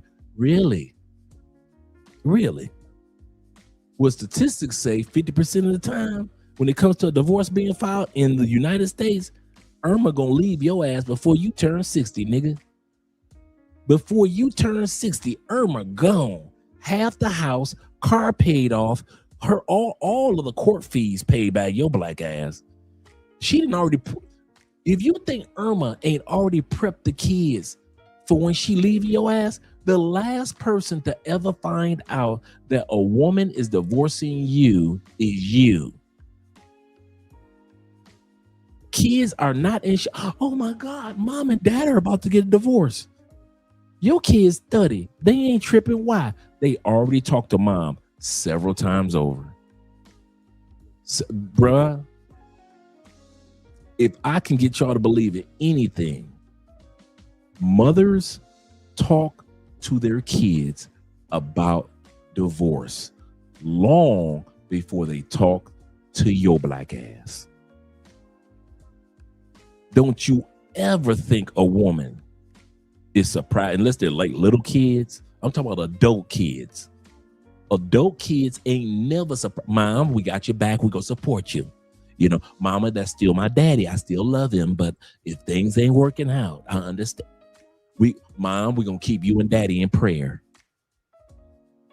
Mom done had a conversation with them kids for 3 years before she even put them papers in front of you and told you, I want a divorce.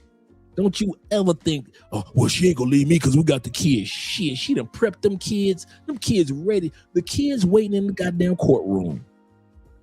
Don't you ever think the kid, okay, you ain't never been, see, some of y'all ain't never been through a divorce with your parents. When you are an adult, and you talking to your mom and your dad about, man, mom gonna be the first one to come to you and say, hey, listen, me and your daddy ain't looking good. Well, you know, mom, whatever, you only got a couple, because we as kids, we think mom only got a couple years on this earth anyway, about 20 more. Whatever makes mom happy, go ahead and take care of that, because I don't know what's going on in their relationship anyway. Maybe daddy did something that we didn't know about, but I'm gonna support my mama, especially black men. I'm gonna support my mama.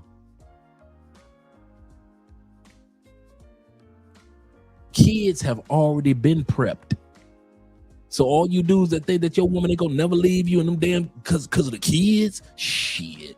The older the kids go, the older the kids are, the more they are prepped for when she filed that paperwork. That's why another reason why women in the United States can find it so easy to leave your black ass after 50. Okay, y'all think I'm bullshitting. Okay. Y'all think Andre just be talking and shit. Let me bring us a receipt up.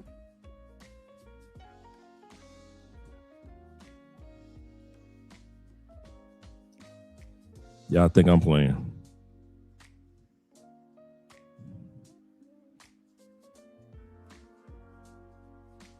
Here we go. Give me a second to pull this up. Y'all know I love a good old-fashioned receipt.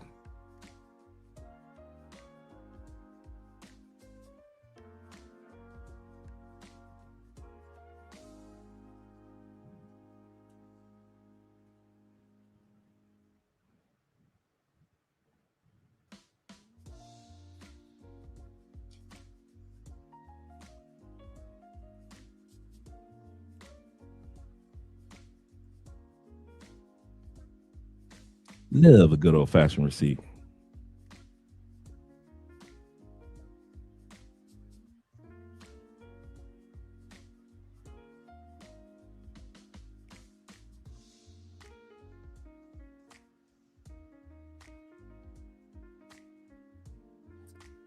Let me see if I can pull these numbers up.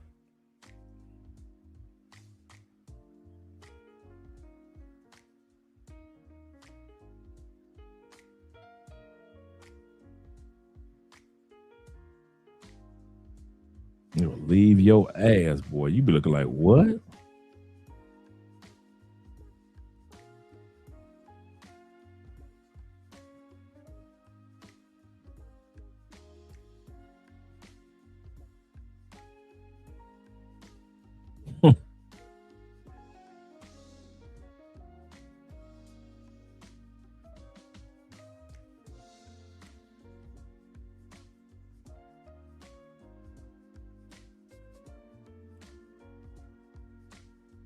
It's called the empty nest syndrome. That's what that is.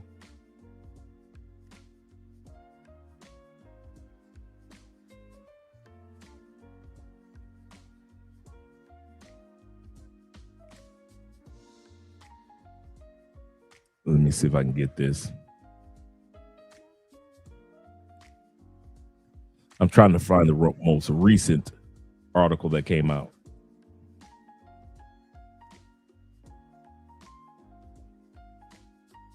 Because the one that they just popped up it says 36%. But I came across one that was 50% of all divorces that are filed are people over the age of 50 years old. But we can use the 36%. That's high as hell anyway. So we can use the 36%.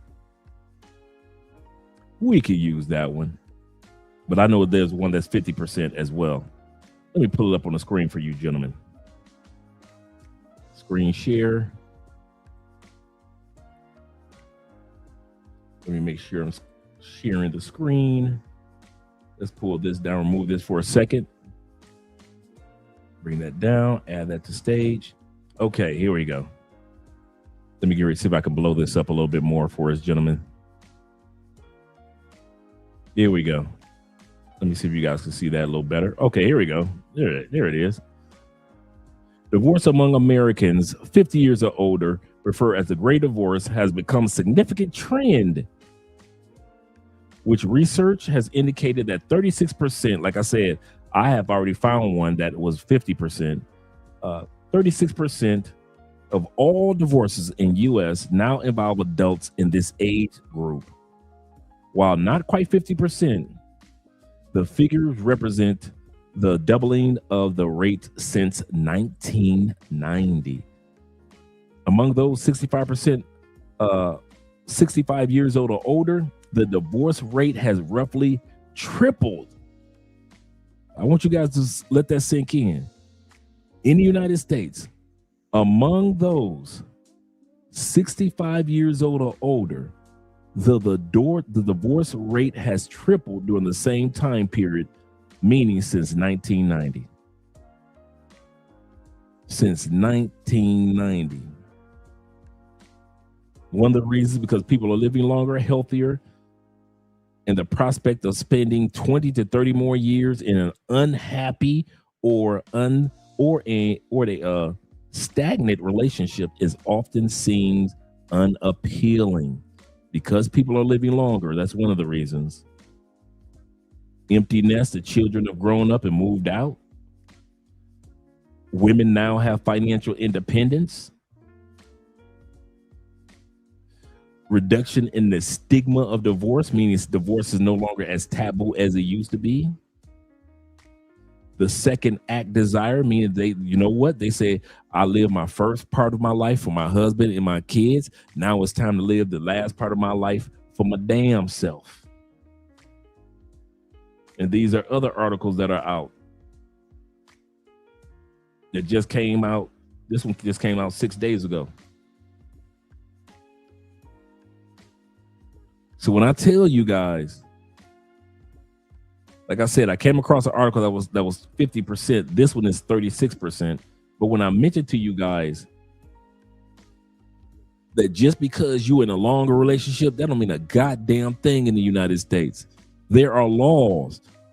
The laws do not have an age limit. I'm going to say this again. The same laws that a woman that could use at 27 years old to get rid of a husband are the same laws in all 50 states that a woman can use at 67 years old.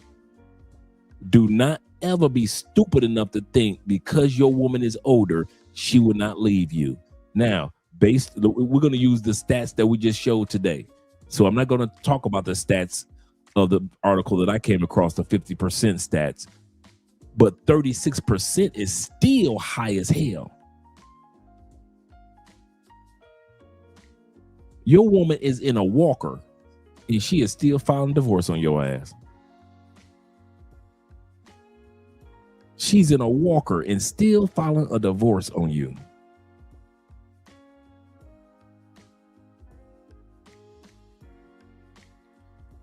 And she get the house. Y'all funny, man. Y'all funny. Let's finish off the video. We only got a few seconds left on the video. Let's add the video. You gotta treat you like an enemy for real now. Some of y'all got anger. Let's add this. Some of y'all got anger issues. Talking about it's cultural. Talking about I'm passionate. You're angry, sir. You're angry, ma'am. It's not even a mental illness. Some of y'all just got undiagnosed anger. You're an angry person.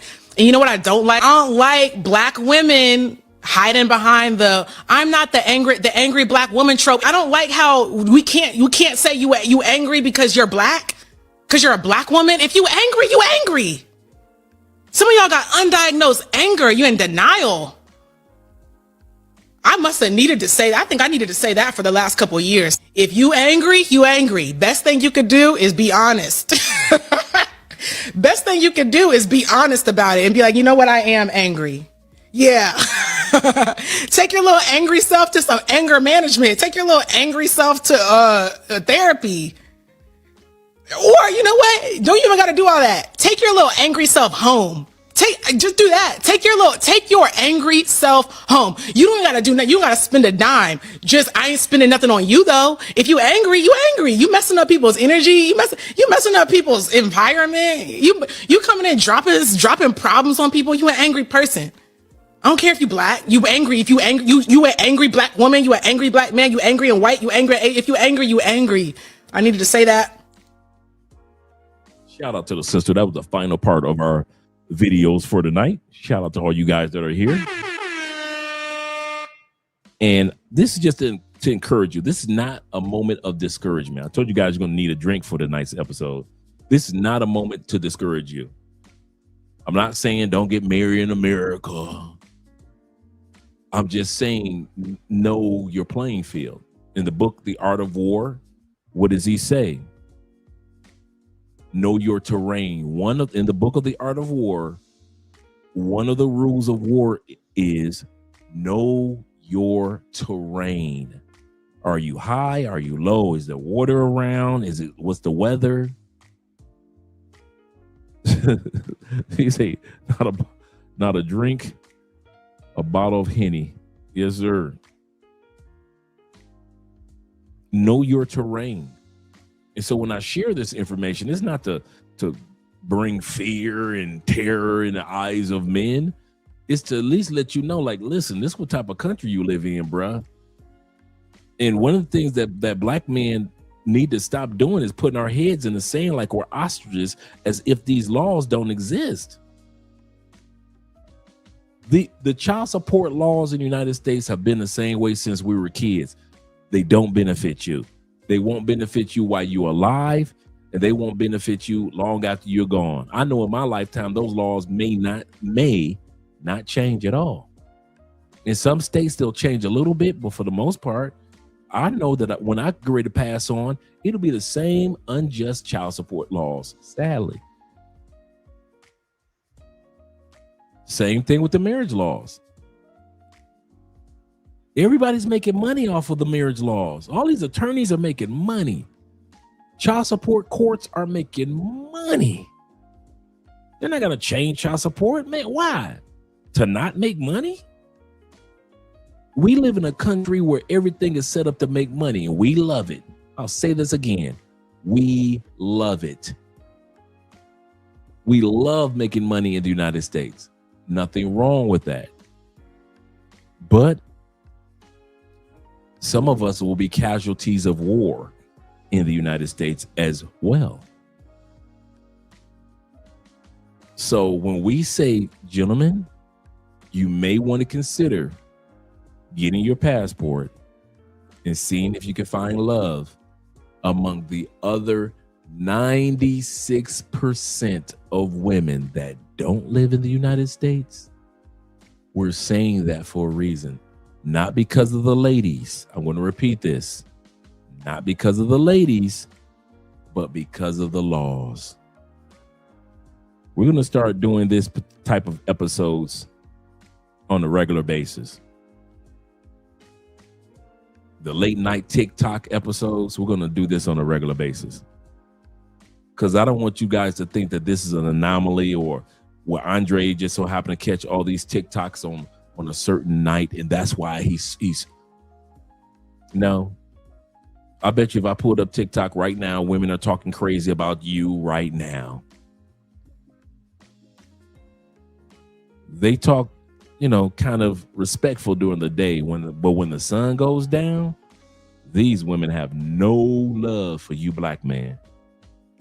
Let's get ready to do the outro. Shout out to all you guys that have been here. Appreciate you, gentlemen. Appreciate you guys who watch it on the replay. He said, bro, I've been seeing all this toxic as women on panels. Absolutely correct. That's why I don't go on TikTok. I do not blame you, brother. I do not blame you at all. Yes, sir. Well, let's see. Ella es mi gata, ya, perrea en la disco como nadie más. Ella es mi gata, yeah, ella es mi gata, ya, ella es mi gata, ya, perrea en la disco como nadie más. Ella es mi gata, yeah, ella es mi gata, ya. En fiesta es que no pierde ni una, es de aquí, pero parece de cuna, pero así no le piche a ninguna, criminal como nada para Dios. Ella sabe que de la disco no la van a quitar, los fines de semana son tan santos, hay que vacilar, ready, con ropita cortita para janguear y tirar, de mí se deja llevar, combina, la ropa con tu actitud es que dominas, chica con esa virtud rompe bocinas, no hay nadie como tú, ya, combina, la ropa con tu actitud es que dominas, chica con esa virtud rompe bocinas, no hay nadie como tú. Ella es mi gata, ya, perrea en la disco como nadie más. Ella es mi gata, yeah, ella es mi gata, ya, ella es mi gata, ya, perrea en la disco como nadie más. Ella es mi gata, yeah, ella es mi gata, ya. Un traguito de cine para la gata en la barra. Te vi por internet en una playa en Nicaragua. Se buffet si está gourmet, pero lleno de piraña. El río está movido, que está nada las arañas. Por eso que tú te acercas a mí. Me gusta más que tú, como te hago reír. Me encanta cómo besas, cómo me haces sentir. Eres especial, eres sola para mí. Y si nos vemos en Bahamas, ahí no hay nadie que nos daña. Una copla de madrugada, ya lo saben, tú mi reina y yo tu rey. Estamos listas en Bahamas. Aquí hay bellas madrugadas, románticas en la playa. Ya lo saben, tú mi reina y yo tu rey. Ella es mi gata, ya, perrea en la disco como nadie más. Ella es mi gata, yeah, ella es mi gata, ya, ella es mi gata, ya, perrea en la disco como nadie más. Me gusta gozar y vacilar, yeah, no te quito de Fernet, solo de toda ya ves, pasarlo no solo tal vez. A ella le gusta gozar y vacilar, yeah. Con unos traguitos de Fernet, solo de toda la timidez. Pasarlo no solo tal vez. Ella es mi gata, ya, perrea en la disco como nadie más. Ella es mi gata, yeah, ella es mi gata, ya, ella